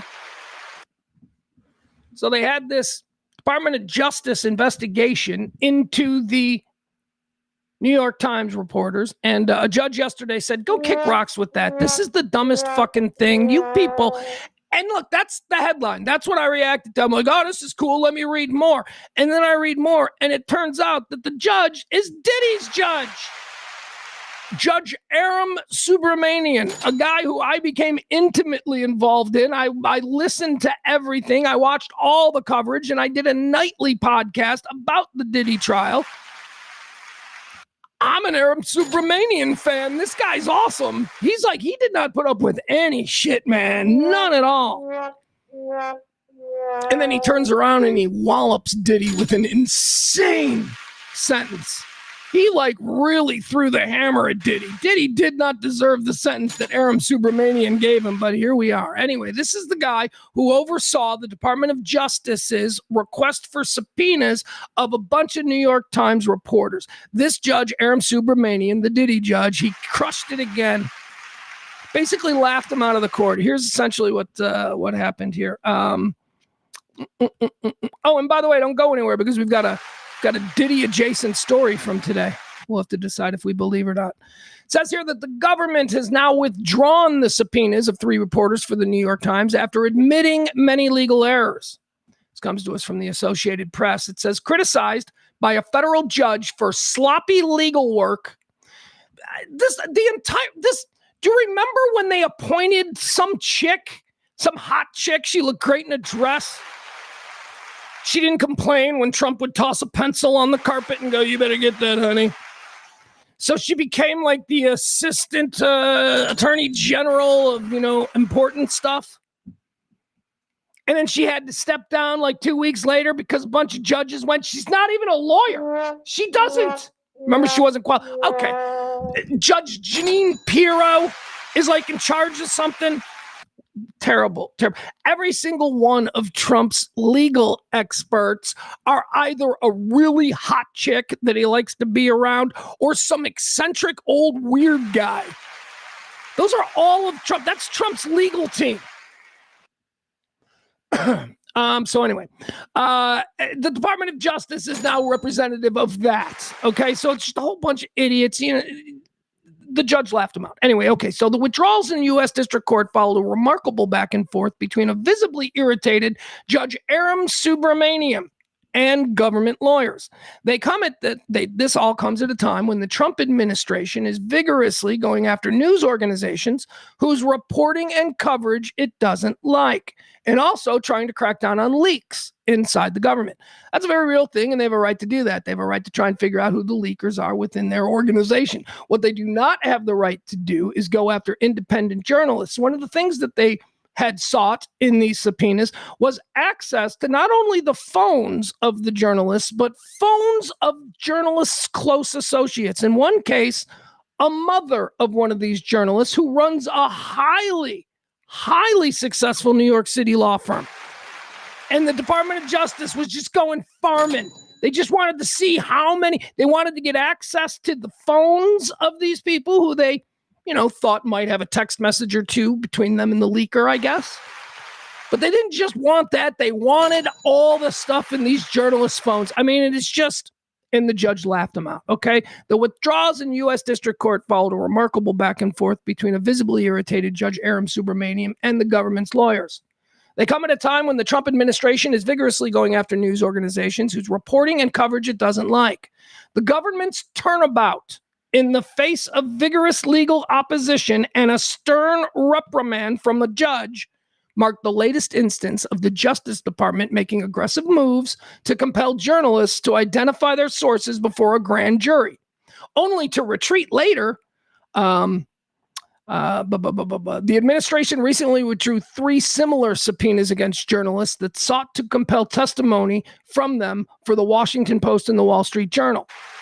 All right, so New York. So they did it originally to the Washington Post and the Wall Street Journal, and then they withdrew it because the judge in that case said no. And now this was the big one from just last week. This is the one that concerns the New York Times and the leak concerning the Qatari jumbo jet. Remember the gift that was given to Trump, and it's for all of us, but somehow he's keeping it. And it wasn't going to cost us anything, except now it cost $500 million to be retrofitted and upgraded for security because somebody went, hey, maybe we shouldn't just accept this. Maybe they are Qataris. They built this thing. We ought to check this out before we let the president go gallivanting around. So that's what's happening there, and that's going to cost $500 million. And the New York Times did a whole story about the behind-the-scenes nonsense concerning the acquisition of the Qatari jumbo jet, which will serve now, I guess, as Air Force One for a period of time. The totally free jet that ended up costing us, the taxpayers, $500 million. They did a story about that. Trump's people didn't like that. So the Department of Justice came after him just to fuck with him. They've done it before, as we just said here. And the big news today is that after being laughed out of court by Judge Aram Subramaniam yesterday and being challenged, well, here, I'll just tell you what he said. It says, Judge Subramaniam said that he otherwise would have granted the newspaper's request to reject subpoenas. So he said, even without all of these legal missteps, and we're going to go into them first, the judge said, yeah, even without that, I wasn't going to allow this. This is bullshit. He's a good judge. Subramanian said he otherwise would have granted the newspaper's request to reject the subpoenas because regulations pertaining to subpoenas served on journalists maintain that they should be issued as a last resort in an investigation. So he said, look, I was going to dismiss this anyway because when the Department of Justice is investigating a journalist, and they're allowed to do that, but when they're investigating a journalist, and they ask for a subpoena, the subpoena is supposed to be the last thing. And instead, this Department of Justice did it as the first thing. Subramanian says subpoenas are supposed to be the last step, not the first step, but the last step. He cited rules that set to protect against violations of the First Amendment. He then said that the government's action had turned the law and the regulations on its head. Dismissed, or not dismissed, but he laughed at him. He told him to come back, and they dropped the case today. Department of Justice said, well, okay, apparently we can't satisfy his bar. So they'll just wait till somebody else reports something that they don't like, and then they'll do it again and hope to get a better judge. Maybe that one will go through. Who knows? Let's see here. What else do we need to talk about here? Oh, yeah, in relation to that, Diddy's making some news today. Diddy's been pretty quiet. Diddy's in prison. Do you know where Diddy's in prison? Diddy's in prison in New Jersey. I don't think I knew that. That's why I find that interesting. Thought it was interesting. Anyway, Diddy is in prison in New Jersey, and apparently, according to TMZ, he got himself into a fight. Well, let me get rid of this. Should get rid of this one because we're not talking about that anymore, right? No, we are not. You know what we should do? We should remind people that this show is backed by heroes, not like Izzy Gonzalez there in Hebron. You get it. When I say hero, I shouldn't call them heroes anymore. You know what I mean? The leaders of the chicken coop. These are the people who support this show. We have a list of July heroes. Let me see. Here they are. Is this them? No. Okay. There it is. My heroes. Thank you to my heroes. You want to join them by getting your name up there on the wall? I mean, sure, it's not as cool as, AT&T Stadium. What do we call that now? Is that Dallas Stadium or Arlington? Cowboy Stadium? What do we call it now? Why isn't it Arlington Stadium anymore? Why isn't it AT&T Stadium anymore? Did they stop paying? Is that it? I don't know. Anyway, if you want to get your name up there, all you've got to do is drop a little something either in the Cash App at Pugscast or there on Venmo. Thank you very much. We help you. You help us. I don't know how we help you. You actually help me, but keep going. Tip the show. That's how we do it. All right. What do we got here now? Diddy. That's right. We wanted to talk about the Diddy story. So TMZ broke a story this morning about Sean Diddy Combs in prison in Newark. I don't know why that sounded weird to me, but he's in prison in Newark. He's doing a lot of years because that judge that we were just telling you about, Judge Aram Subramaniam, he dropped the hammer on him. TMZ reports this morning that Diddy has found himself in a jailhouse fight. Yeah. And the report, the way the story reads, it's all very cool for Diddy. Really good with Diddy's street cred. So it's bullshit. This is a story that TMZ is reporting that probably comes directly from Diddy's PR people. But let's read it anyway. Sean Diddy Combs has been involved in a violent prison fight, and he's been thrown in solitary confinement. They threw him in the hole. Diddy got into a fight with a fellow inmate at his federal lockup in New Jersey, and after all the dust had settled, he wound up in solitary confinement, TMZ has learned. TMZ learned this by picking up the phone when Diddy's PR people called. Multiple sources tell us that Diddy went toe-to-toe. Multiple sources. Diddy went toe-to-toe. Multiple sources tell us that Diddy went toe-to-toe with another inmate this week inside FCI Fort Dix in New Jersey. All right, I thought it was Newark. But somebody said Newark. Anyway, Fort Dix is not Newark. We're told maybe it is. Maybe it is. I don't know. Who do I? I don't pretend to know Jersey. I watched Sopranos. Combs went toe-to-toe with another inmate this week inside FCI Fort Dix in New Jersey. We're told things got heated after the inmate dissed Diddy, who then decided to take matters into his own hands. What is this? Is this a Diddy mugshot? He's all gray now. He's all gray because he can't do his hair. And Diddy's like my age. Diddy's got gray hair. Sources say that the two inmates got into a scuffle and started pushing each other and throwing jabs. We're told that Diddy, quote, held his own. His PR people said that during the brawl, which was quickly squashed by prison staff who separated both men. Sources say that Diddy was, sources again, Diddy's PR team. Sources say Diddy was immediately tossed in the hole at Fort Dix. It's unclear if he's still in solitary confinement as of this morning, but he could be facing more long-term consequences for the alleged fight. Ooh, is that a picture of Diddy? All right, let's look at some Diddy in prison stuff, shall we? I know, it's not sharing yet. Hold on, guys. My computer's being weird. Oh.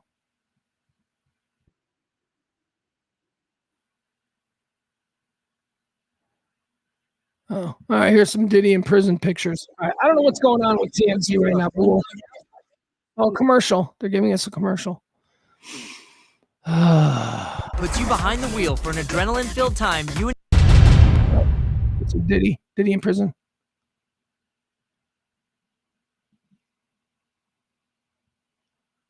Why do prisons look like a third grade classroom? Is that to like calm the prisoners? They do though, right? This looks like a third grade classroom. Diddy. Oh, there's Diddy. Hi, Diddy. Is this the fight? Is this the guy Diddy fought? According to Diddy's PR people who said that he held his own. Sources say that he held his own.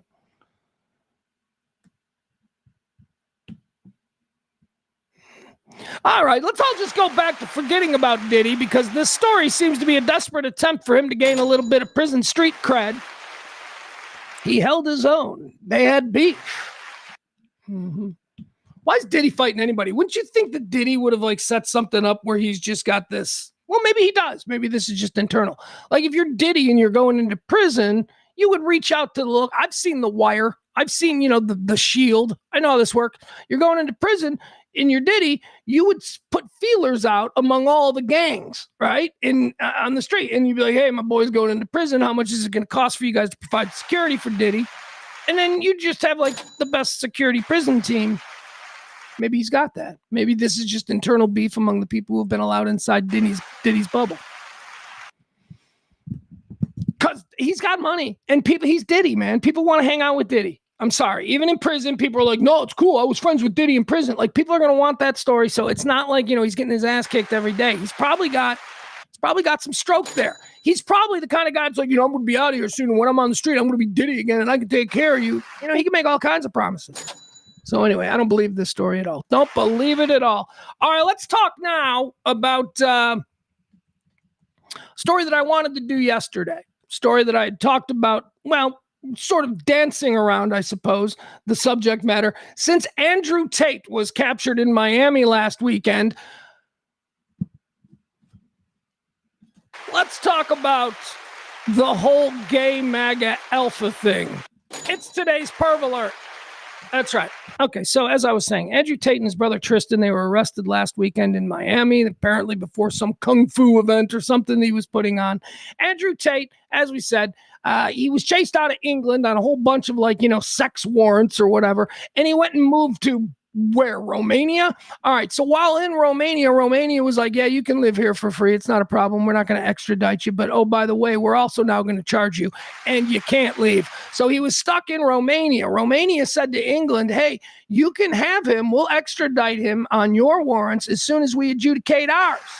And that was the case for Andrew Tate and Tristan as they ran their little sex empire, their little weird nerd virgin empire there from Romania for years. Romania somehow, I don't know, for some reason, all of a sudden last year they said, hey, you know what? You guys can travel. You guys can travel anywhere you want. just come on back and face the charges in Romania. Why Romania did that, I don't know. I know it had something to do with Trump. It had something to do with Trump. I don't know what, but, can't prove it. Just know it does. So the first thing that the Tate brothers do back then in 2025, when Romania suddenly said, you guys can go do your thing, they came to America and they started strutting around in Miami and they started participating in a whole bunch of MAGA adjacent events. I think they went to Mar-a-Lago.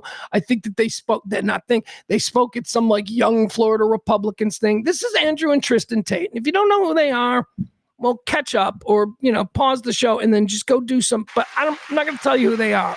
All I'm telling you is they, for a year, ran around this country, puffing their chest up, blowing cigar smoke in everybody's face, acting like they were untouchable because they were friendly with the current corrupt government. That's basically it. Andrew Tate was going on, well, we played the Candace Owens bit where he's like, come get me, you can't come get me, he's taunting people. It's a bad look for us. And for those of us who know that there is a level of corruption happening in broad daylight right now with our government that we've never seen before, for those of us, that was just par for the course. To a lot of you, you never batted an eye. You're like, yeah, so what? That's fine. So for a year, they ran around and basically whatever. And then got arrested last Saturday, finally, because as I believe, Trump needed something. Trump needed something to dangle to the new UK Prime Minister, Andy Burnham. And that something is, can we use your bases to launch our ships when we attack Iran? Now, as I said, Keir Starmer had agreed to this previously, but Keir Starmer was run out of town on a rail for agreeing to that. So it was expected that Andy Burnham, who is also in the Labour Party there, the man who is succeeding the much despised and mocked Keir Starmer, it was expected that Andy Burnham's first order of business would be, yeah, we're not letting that happen anymore. Because I'd like to be Prime Minister for more than 9 months.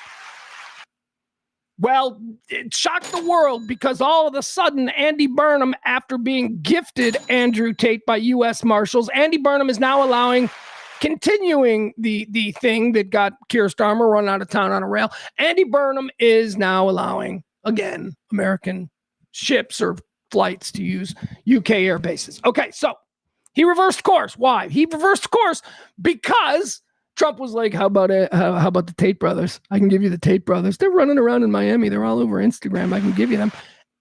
And that's how it got done.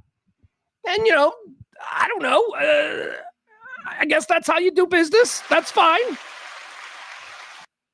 But why was he allowed to run around for a year? Why was that you being okay with this whole situation? Look, we can all be okay with the way it resolved itself, but how did we get to a place where that was the resolution is what I have a problem with. Why was he allowed to come here? Because J.D. Vance and he are friends on Twitter or something? I don't know. It was a bad look. It's just another bad look for us. Anyway. When he got arrested, he was cross-dressing. He was wearing women's clothes. Don't be like, women's clothes. He was wearing a woman's outfit. That was a blouse. He was wearing capri clam digger pants and high heels? Was he in high heels? Because when I think of it in my head, he had red lipstick and big fucking hoop earrings. That's who Andrew Tate is. And Andrew Tate somehow became a beacon of masculinity. And this whole alpha movement has gotten so out of hand. It was out of hand a year ago. It was out of hand 2 years ago. 3 years ago, when I first started seeing it, I would roll my eyes and I'd be like, oh God, these guys, they're trying too hard. These are guys who were either molested as children or the exact opposite. Their father never fucking touched them. Never gave them a hug, never said, I love you. In the way that sort of manifests itself later in life is that you think that I've got to be a man.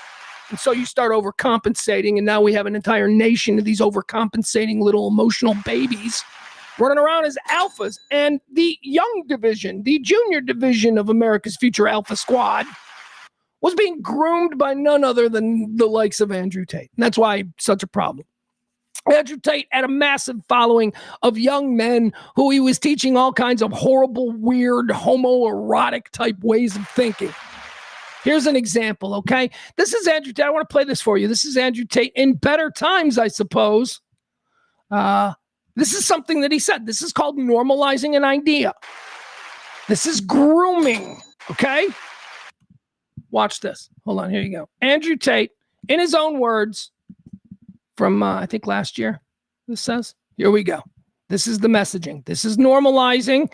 This is MAGA Alpha. Are you ready? I recently posted a question on Twitter asking, would you rather have sex with a transsexual, which is a legitimate 10, or a woman, which is a legitimate 1? And everyone's sitting there. Right. So just so we know what he said, I just posed a question that would you rather have sex with a transsexual who is a legitimate 10 or an actual woman who is a legitimate 1? All right, this is the question that he posed, okay? So just so I didn't know if you could hear it, it sounded maybe a little muddled, but here we go. Posted a question on Twitter asking, would you rather have sex with a transsexual, which is a legitimate 10, or a woman, which is a legitimate 1? And everyone's sitting there clicking woman, woman, woman, woman, because they think they're going to be gay if they do anything else, but they're not actually thinking about the question. I am so smart.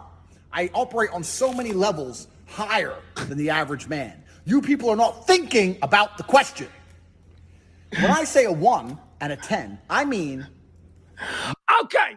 All right. I just got to stop right here because it's a faulty contention. You are expecting us to buy your statement from the very beginning. The very first thing that you say is a transsexual woman who's a 10. I find that troubling. I do not believe a transsexual woman can be a 10 because she has a dick. Because I'm not gay. Not that there's anything wrong with it. I'm not saying that there is. But you're not a 10 if you have a dick, Andrew. This is the normalization of the idea that gay does not have anything to do with two regular, normal, totally straight guys rubbing their penises together in a shower after a hard workout. So what's going on here? Seriously. All right. So the contention is that a transsexual woman can be a 10. I push back on that unless you're gay. If you're gay or if you're bi-curious or if, the idea of that doesn't, naturally turn you off like it does me.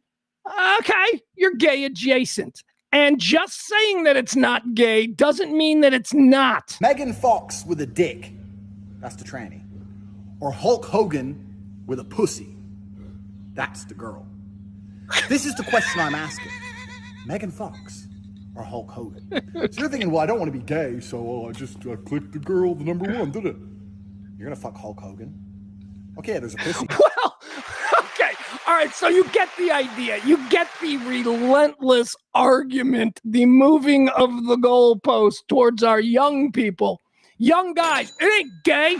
I ain't gay. Can I see your dick? Can I touch it?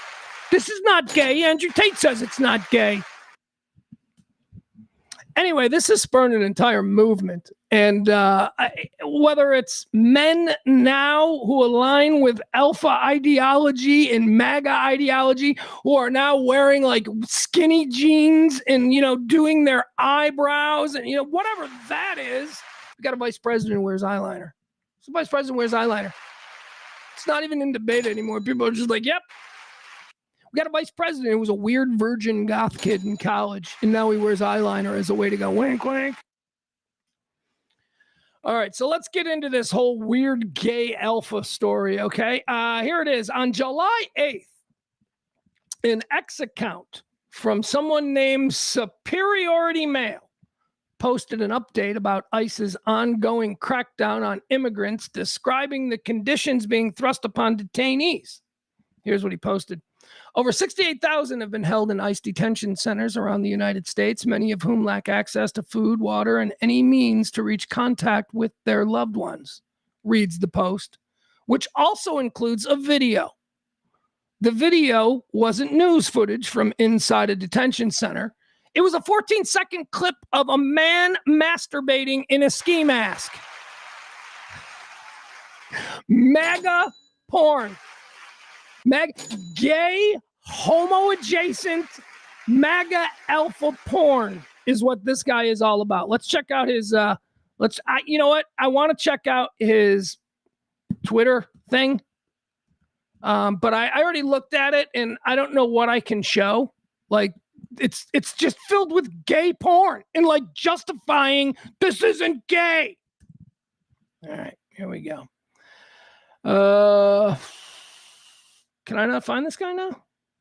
Hold on. Superiority male.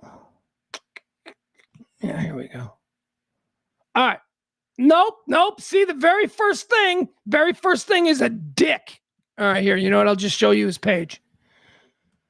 All right, here you go.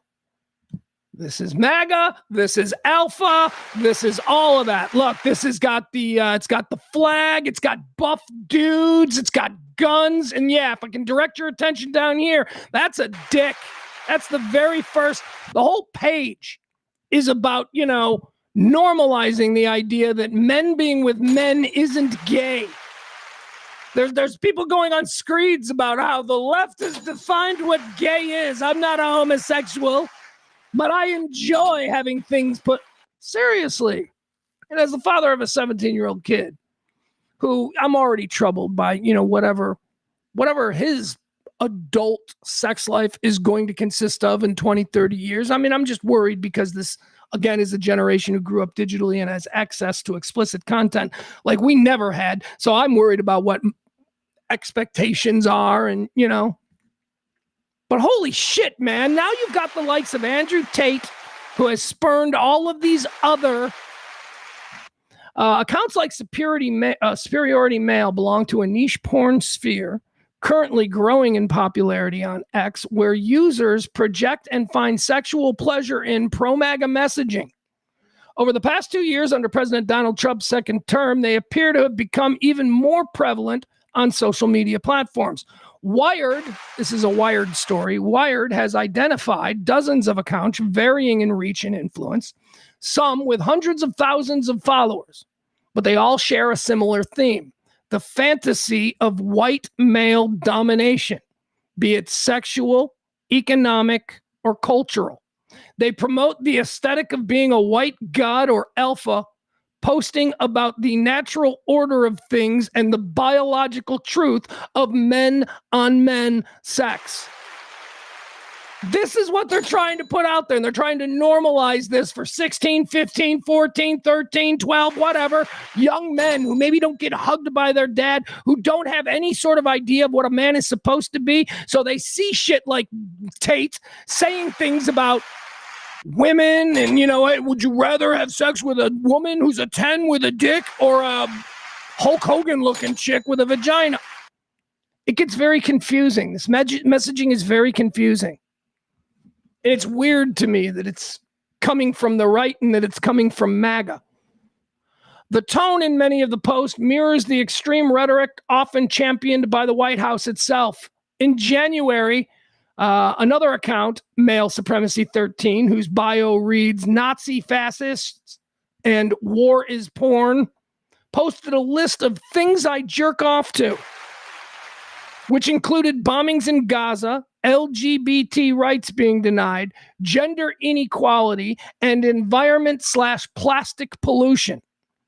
In one video from last October, clips of white men engaging in various sex acts, gay sex acts, In one video from last October, clips of white men engaging in various acts of straight and gay sex flicker like a highlight reel as Bruce Springsteen's Born in the USA plays. And a giant text overlay in red, white, and blue reads, "Join ICE today." The X post, which implored followers to help your country get rid of illegal immigrants, call ICE today, and then included a link to ice.gov. Okay. The White House and the Department of Homeland Security has not responded to requests from Wired concerning these accounts. All right. So there you go. That's I didn't want to go through the whole story, but I did want to get some of those posts out there. And I did spend a little bit of time, not a whole lot, but a little bit of time looking at some of these accounts and some of the people who tweet on these accounts. And they are, in many ways, seemingly normal people. One guy's a big Cincinnati Reds fan. If you lurk on his account, a lot of stuff about Cincinnati Reds. When he isn't arguing that it's not gay to give your friend a blowjob, he's talking about the Cincinnati Reds. That's a frightening level of normalization and just public, I don't know. Anyway, look, I am a Gen X dude who grew up in an era when the 70s and the 80s were the beginning of, I guess, a sexual enlightenment for American culture in general, where we started to accept that our cousin Danny might be gay. And then celebrities started dying of AIDS, and we had to start thinking about how our favorite actors and actresses and musicians, well, they might be gay. So that was as I was sort of becoming a young adult. Those were the kinds of things that were culturally very aware to me. So I was never a homophobe. I think when I was 10, if you'd have said, tell me about what a gay person is, if I was 10, I might have said, well, they're bad and they're going to hell, right? But by the time I was 15, 16, 17, I was like, gay dudes, whatever. It's not a big deal. But I do know that there is, if you have sex with another, if you're a man and you have sex with another man, you're gay. And going back to the whole Clinton discussion, blowjob to me is sex. It is. I mean, there's not much of a distinction, but if you are having oral sex with another man, like if you're giving oral sex, I don't know what's worse. I guess giving. If that's something that you're doing, then you're gay, and there's nothing wrong with it. But you don't get, just as the transgender argument seems so logical to me.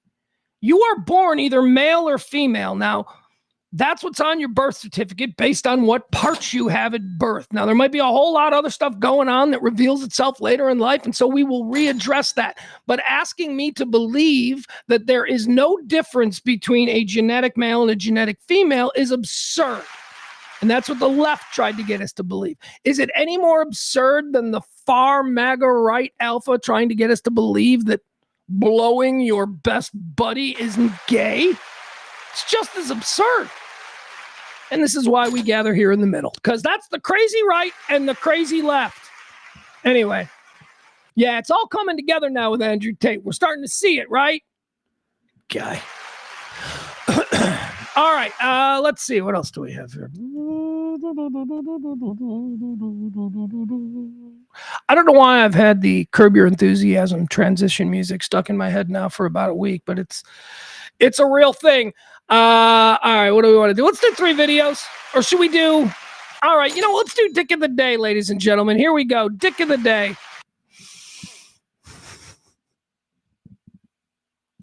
All right, Dick of the Day. This is where every day we like to spotlight one person who did something real dickish.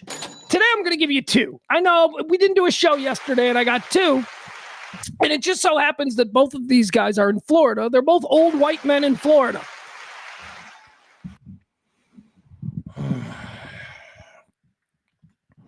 All right, here we go. Our first one here. This comes to us from Gainesville, Florida. Let's get a look at this fella. This guy looks like he used to be an extra on The Sopranos. He's got that look. Here we go. Let's see him. There he is. All right, here he is. This fella right here. Look at him.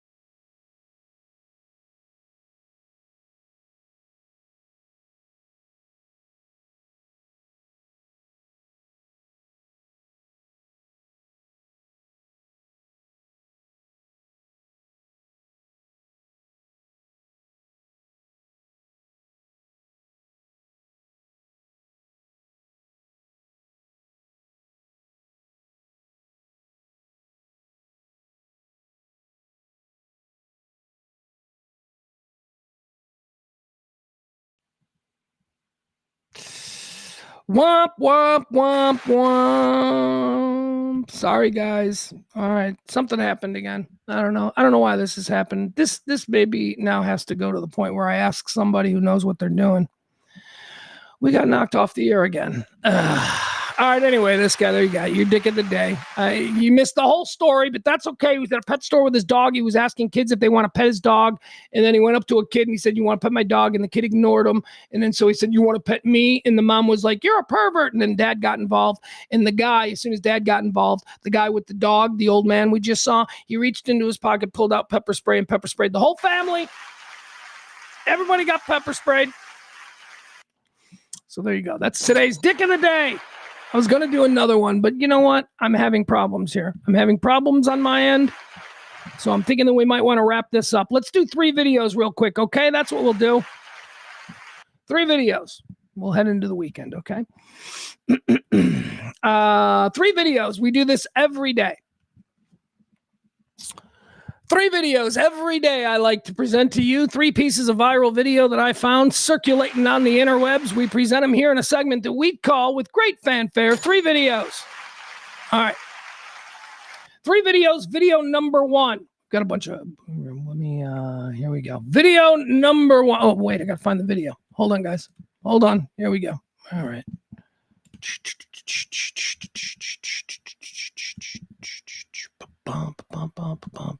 Thank you, Maddie. I saw that you called. That's how I was like, why would she be calling me now? Here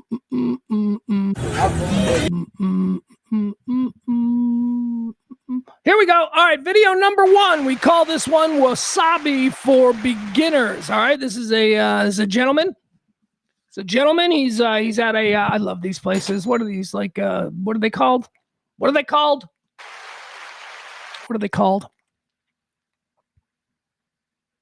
What are they called? These are called something. I don't know, like Benihana. You go there and you sit with strangers and, you know, the guy cooks stuff. I had a Mexican guy once. You know, you always think that it's going to, well, Texas, I guess. You always think it's going to be an Asian guy, but I had a Mexican guy and I was a little upset. I was like, well, this is not right. But the Mexican guy was awesome. He did the thing with the flipping the shrimp. He knew what he was doing. Apparently you can train Mexicans to do all of these great ancient Asian arts. Anyway, let's watch this guy. He doesn't know what wasabi is. I do. I love wasabi. Wasabi and soy, one of the great flavor combinations. But it's got to be, you know, wasabi is nitroglycerin. Wasabi, you got to just use like a little dollop of wasabi. This dude, oh my God, this guy's going to pop an entire thumb-sized portion of wasabi in his... We call this Wasabi for Beginners. Let's see how this plays out. You don't like wasabi? I love wasabi. I love wasabi. Dude obviously has never had wasabi before. You just ate the whole thing.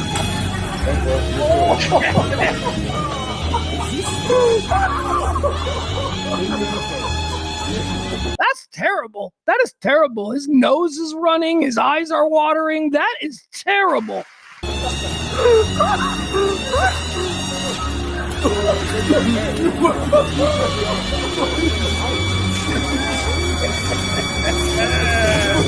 All right, that's our guy. That's video number 1 in today's 3 videos. We call that one Wasabi for Beginners. All right, video 3 here. This happened 2 days ago. I was going to show this on its own, but I figured why not just use it here in today's 3 videos. This is, did you see, you know, I think we talked about him a couple of days ago. I don't know in what context. I don't know what he was talking about. Whatever. Hunter Biden, he's out there. He's given interviews. He's, you know, trying to reclaim his brand, I guess. And I don't know, man. He doesn't seem like the crackhead guy that, you know, you all made him out to be. He seems pretty funny and he's willing to talk shit on people. And, you know, that's good enough for me. So we went on with the great Don Lemon. And Don Lemon, who is a proud and out former CNN guy, started talking to Hunter Biden about, you know, the GOP secrets. The in the closet with the death of Lindsey Graham. Everybody is now openly acknowledging that Lindsey Graham was gay. It was always whispered and always known, but for some reason it was never acknowledged, which is weird because, you know, gay people are like, why are you ashamed? You shouldn't be ashamed.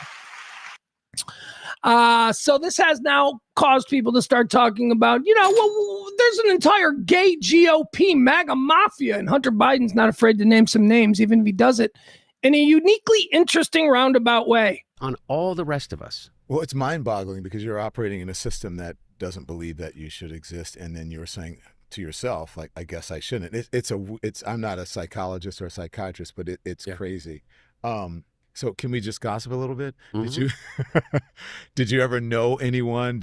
Were there stories about him and call boys and hookers or any of that? No. I I mean, look, I'm just enough people that I've been around. It's just that it was kind of like accepted. Yeah. Yeah. Yeah. By the way, it's not just. Look. Who else? Yeah. No, I'm not gonna like. Who else? I'm already in enough lawsuits, Don. Allegedly. Yeah, allegedly. Who else? Allegedly, who else? I'm not going to do this. Can you give me initials? I'm not doing it. You give me. You know as well as I do. I mean, are you asking me if Josh Hawley's gay? Yes. Are you asking me if Stephen Miller's gay? Yes. Yeah. I don't know. I really don't know. Okay, let me tell you this. Are you asking me if Speaker Johnson's gay? Yeah. Okay, I don't know. All right, there you go. Clever. You didn't say it was them. Yeah, just, the topic was there, and then he specifically named 3 people who a lot of people for a lot of time has wondered, they're a little fruity, right? Especially that Josh Hawley. That Josh Hawley guy, I've always been like, He's the weird Christian preacher guy with the perfect-looking family who's got a stash of the wildest porn you ever saw. That's who Josh Hawley is.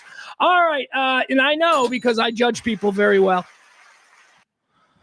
All right, let's do video 3 here. Video 3 in today's 3 video. This is a lady on a plane. Now, a lot of people are talking about this video. It went viral yesterday. I assume it's real. A lot of times these plane videos, I think they're bullshit because you can now rent these. There are companies that will provide you with sets so that you can film your phony videos. And there are a whole bunch of these plane video sets, and you can tell if you look close enough, you can be like, that's not a real airplane. That is an airplane set that is supposed to look like it. So I don't know. I can't really tell if this is authentic or not. It seems authentic because the acting is terrific. If this is fake, then these are some good actors. But there is one thing that happens in this video that makes me don't be distracted by the entitled lady. There is a lady who just thinks that she is. I think she might be having a bit of a mental break. I think she might be experiencing some claustrophobia. Doesn't stop the fact that she's behaving like a true asshole. So don't be distracted by that. There is something else going on, though, that I do want you to pay attention to. All right, here's the 3rd video. This comes to us from an airplane. This is an entitled woman. And how are we supposed to deal with people in these situations? I mean, there's just so much of this. Here we go. What you like mean? we're all trying to get to the front. Okay, and I'm trying to get where I'm trying to get right now. I'm not even talking. All right, let me just give you a little context here. This woman is apparently, the plane is getting ready to deboard. The doors aren't even open yet. Everybody gets up because for some reason, I gotta be first. I always stay seated. I always sit there and I wait for all the donkeys to get their crap and get out of the way. We're all going to gather together at the baggage carousel. I don't understand why you got to be first. So I tend to sit. Anyway, this woman really thinks that she doesn't have to wait in line. You know how this is. We've all deboarded planes. It's single file. We all get angry at the guy who has to reach back across 2 people to get his carry-on bag that he forgot was back there. This woman wants to go first. She is stuck in the middle of this CF, cluster F of, humanity. Everybody's waiting patiently. These are the rules of a civilized society, and she doesn't feel that those rules apply to her right here. She wants to go first. Now, that's probably the main thing about this. Why is nobody talking about the hot chick holding the Chucky doll and treating it like it's a real baby? Are we not looking at this? What is this? Remember what I told you? I was like, I don't know if this is a real video or a fake video. It looks real to me because you see both sides of the airplane. Usually when it's a fake set, it's only half of the airplane and they shoot from the one side. So we're actually seeing this looks like a real fuselage. But what is going on with Chucky? This woman is treating a Chucky doll like it's a real baby. And I'm sure this woman is saying some real triggering shit, but I can't get past the fact that nobody is asking this woman why she's treating a Chucky doll like it's a real baby. Okay, you behind me for a reason. Shut the fuck up and let me get to the front. Sir, let me finish. I'm going to ask you nice. Can you please let me go in front? All right, so she is trying to push this gentleman out of the way. And he's not having it. And I think that's his right. I mean, look, again, as participants in a civilized society, I think we have a right to go, no, this is not how we do it. And then hope that everybody else around us, will be like, yeah, he's right. So this guy is not being particularly antagonistic towards her, although she is being obnoxious. She is right now looking at him going, sir, I'm going to ask you nicely if I could go in front of you, as if to suggest that he is required to allow her whatever she wants simply because she asked nicely. And if he doesn't respond to her asking nicely, then all hell is going to break loose. But again, what is going on with the Chucky doll and the hot blonde? I would love to get to the bottom of the situation with the entitled woman, but really, I think the most pressing thing is the hot chick and the Chucky doll. Okay, I'm going to ask you again. Hey, leave him alone. Leave him alone. Not everyone. I'm not fucking talking to you. You behind me. Mind your own business. I'm asking you nice. Before this escalates to a whole nother level, can you please let me go in front of you? That's not your problem. I don't worry about you right now. Okay. And Barney says he's leaning fake on this. And, I can understand why. I mean, we are sus of everything because of AI and, what I told you about these places where people can go to film these fake things. But this acting is too good, Barney. This acting is too good. This guy right here, this guy is fucking killing it. He does not seem phony at all. What if I move you myself, sir? I'm trying to be respectful as I can, but I'm going to need you to be touching him. Don't be touching him. You're going to get arrested if you keep touching him like that. The woman is now pulling Chucky closer. She is now treating Chucky like this, acceleration of this argument is somehow going to be damaging to her Chucky baby. We're just going to let that go. I don't need all of y'all thinking y'all finna come for me. Okay. The door's not open yet. The door's not open yet. It's not even open. You can't get anywhere. Okay, and I want to be the first one that's up there. Because I feel like I deserve that. That's why. She feels like she deserves that, so fuck everybody else. Everybody want to know. You deserve to go up there. Why shouldn't I? Why shouldn't We all paid the same price for these tickets to be on here. Okay, and we should all wait in line. And now it's my Okay, this woman is too authentic. This is an irrational, crazy lady. There's no way this is an actress. Queen that I am. Oh, jeez. We're all wait in line. And now it's my turn to be the black queen that I am. And I want to be in a... Come on, that's real.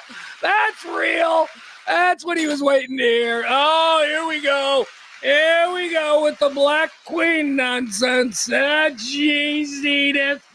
Right? That's what got him going. Price for these tickets to be on here. Okay, and we should all wait in line. And now it's my turn to be the black queen that I am. And I want to be in a... Here we go. Oh, sir, now you're going to piss me off. Be nice, ma'am. Okay, well, you... I don't know. That seems authentic to me, too. Now, of course, it was edited for the close-up for effect, viral effect. But that just seems real. Like, now he's interested. He's like, the black guy is like, okay, is this turning racial? Because I'm a giant black guy, and I don't know if I'm going to have to be called to duty, but... Okay, you use that word again. She said black queen. We don't need that stuff on the plane. She can be a black queen and still sit in the back. There you go. All right, that's what we want. He's like, she can be a black queen and still sit in the back. That's true. Okay, but the way you said it, I don't like it. I don't like it. So what I'm gonna ask you? I was just trying to be nice, man. Just trying to. Yeah. Maybe you buy a first class ticket next time. I don't even know you. Why are you even talking to me? Because you're all up in my space. No, you're over there on the side where you should be. All right. Stay over. Now this is problematic. All of these are pulled shut, right? So this is a suggestion that this could be fake. If you're on a real airplane, most people have these things open, or at least some of them have them open because they like to look at the ground when they land, right? So, but here, interesting enough, they're all closed. Why? Because maybe there's nothing on the other side. maybe it's just a concrete wall where this piece of set dressing is located. You just walk in front of me, you just cut me. I'm finna lose it. The door's not. Why don't you go sit in the back where nobody's at if you're so Don't use that back. Don't use that back. Oh, jeez. Oh, God. She's sitting in the back. That's why she has to wait. And now she's turning it racial. Now, don't use that back thing with me. This is probably... This woman is not representative of everybody, okay? But she is an example of us at our worst. I didn't mean it like that. Okay, I but said, don't if say you it like leave that. your space, get out of everybody else's space. It's almost And it seems like all of y'all are trying to attack me on here. Call security. Call security for It what? seems like all y'all are trying to attack me. Well, why do you think that is? Have you asked yourself? I didn't touch For none you, of you're y'all. acting belligerent. You're touching him. No, I didn't touch you. You're pretty Mind much your quiet. business. That's your The problem. door's open. Mind your business. The door's open. The door's open. So we're all gonna get to go. I'm trying to help you out, man. Oh, jeez. Oh my God. Oh, there she goes. All right, there she goes. So impatient. So I can't stand flying with this. All right, there you go. Wait, I want to go back to the Chucky lady. Hold on. I didn't realize that she was going to pop up at the end there. I'm trying to help you out, man. Oh my God. Did she say I'm scared? So impatient. All right, here's the Chucky lady. Is she with the guy filming? Or is that... Stand flying with this. She's scared. All right, there you have it. That's our third video. I don't know if it's real or not.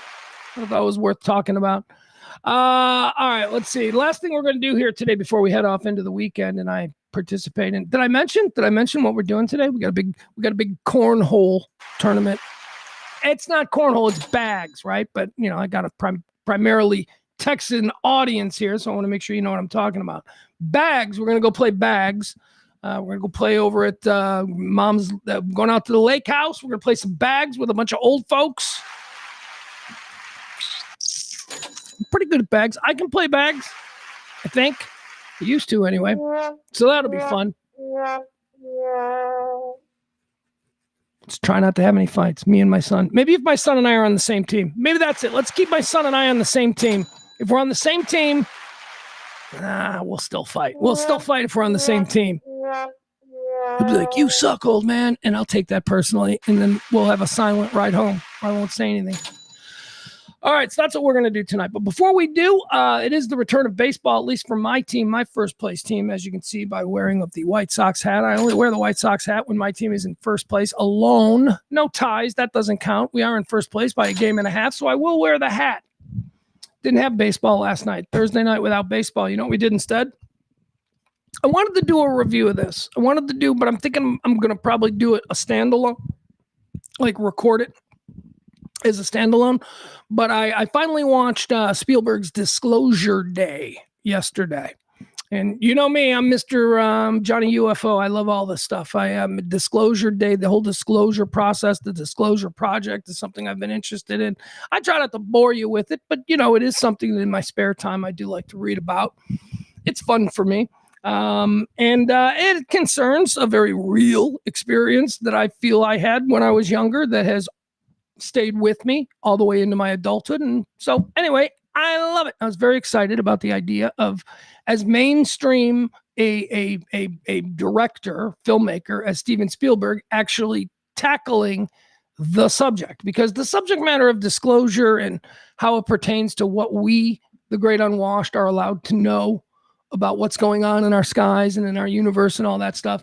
It's, it's something that has always been marginalized and until very recently. not a whole lot of very credible people were openly willing to discuss it. Now, in the last year, we've had a number. Trump, this is another one, the Trump distraction. I'm going to tell you about UFOs. And then they have these, these hearings on the Hill where they bring out all these people. Anyway, within the last couple of years, it has taken on a bit of an air of more credibility than ever before. Because it used to be if you were an Air Force pilot and you reported seeing something, you were grounded. And so you didn't report seeing anything because you didn't want to be thought to be crazy. We now know through a number of declassifications because of Project Disclosure, we now know that, this happens a lot, that there are a lot of pilots out there who have seen shit. And ever since we started recording everything that's in an airplane, we now have evidence, and a lot of that has been put out there. And so it's been a very exciting couple of years for those of us who have long believed in this and long felt marginalized and mocked simply because we had questions about what was really happening. So when Steven Spielberg, a guy who is, a deep-seated history in this. I mean, I think that for any of us UFO people, Close Encounters of the Third Time is the Citizen Kane of the genre. It is to this day, I mean, with the exception of maybe what's the Matthew McConaughey, Jodie Foster one? The Arrival. Yeah, I think The Arrival is very good.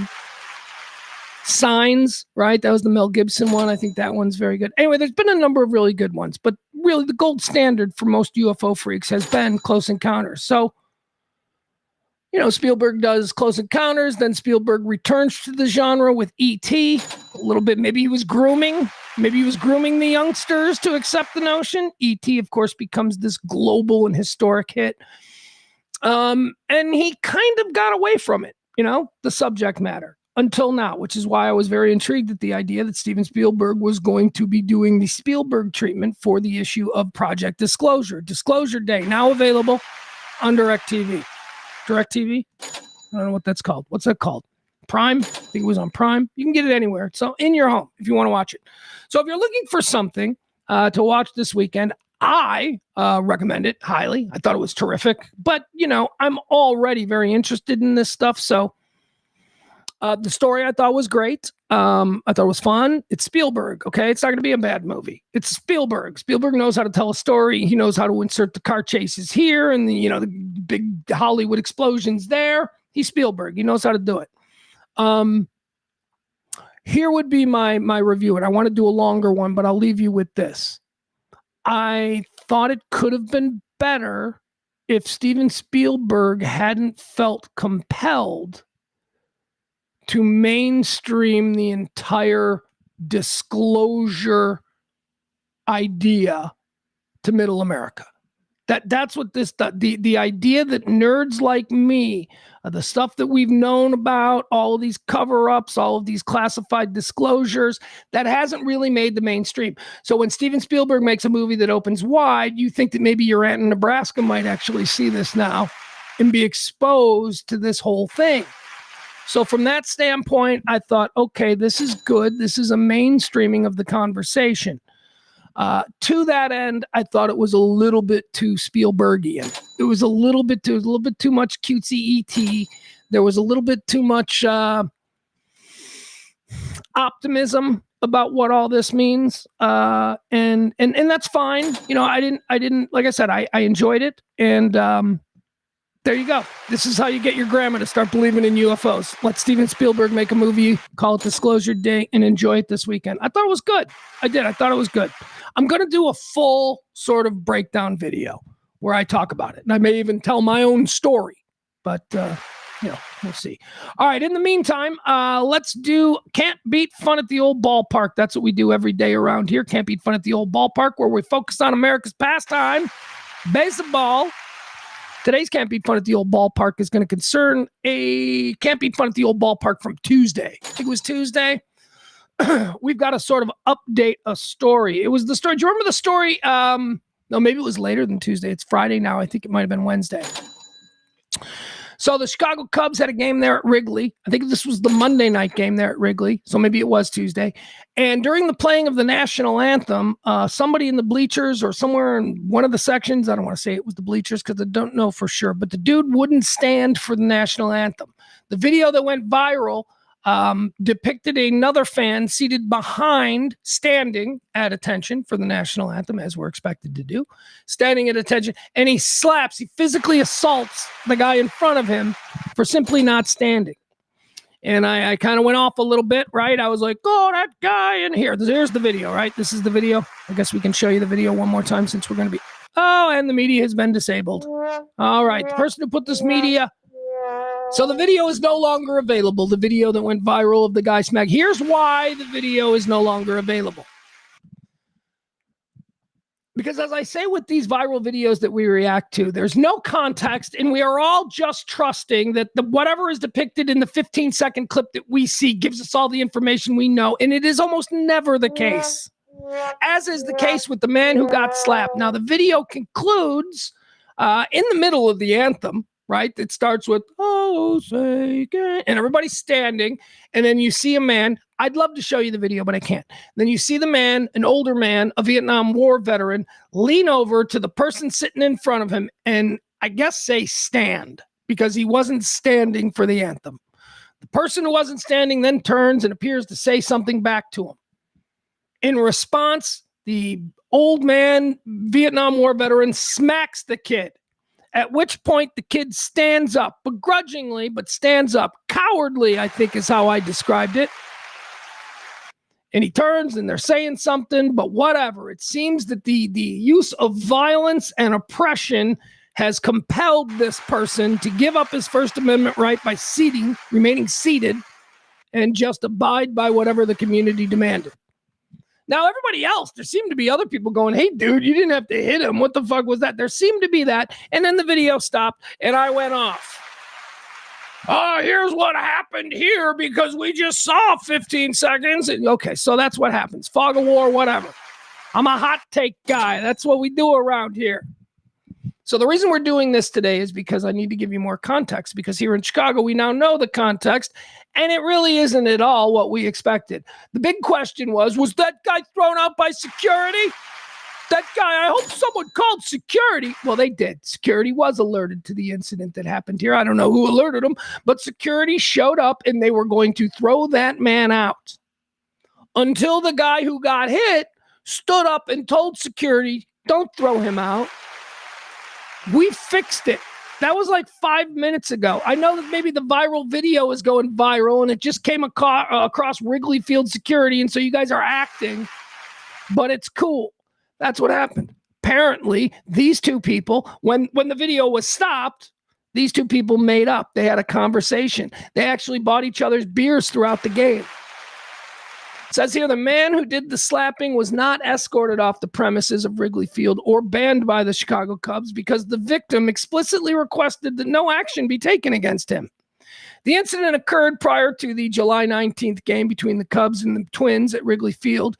The older fan in the video has been identified as Bob Chavez, Vietnam War veteran. Yeah, we know him. He's been on the news here.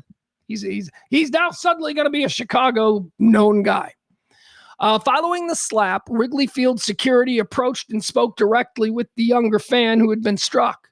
According to an official statement from the Chicago Cubs organization, the young man indicated to the staff that the matter had already been resolved. He explicitly stated that he did not want Chavez ejected from the ballpark or any further disciplinary action taken, and that the stadium staff respected his wishes and moved on.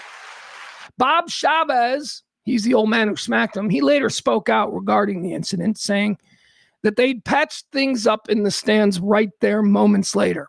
Chavez stated that they talked it out, shook hands, and reconciled.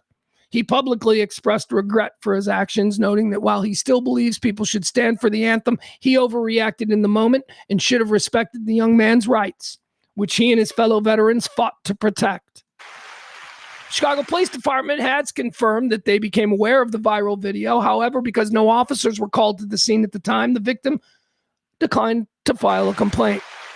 The Cubs reiterated in their statement that while they encourage fans to stand for the anthem if they are able, the safety of their guests is their top priority, and their fan code of conduct strictly prohibits physical confrontations. All right, there you have it. Right? We thought it was a big, ugly thing because that's what sells, that's what sizzles, that's what people share. But in reality, human beings actually work that out We didn't see that part. We didn't see the Bob Chavez, the Vietnam War guy, buying the dude a beer. And then the next round, the dude reciprocating and buying Bob a beer.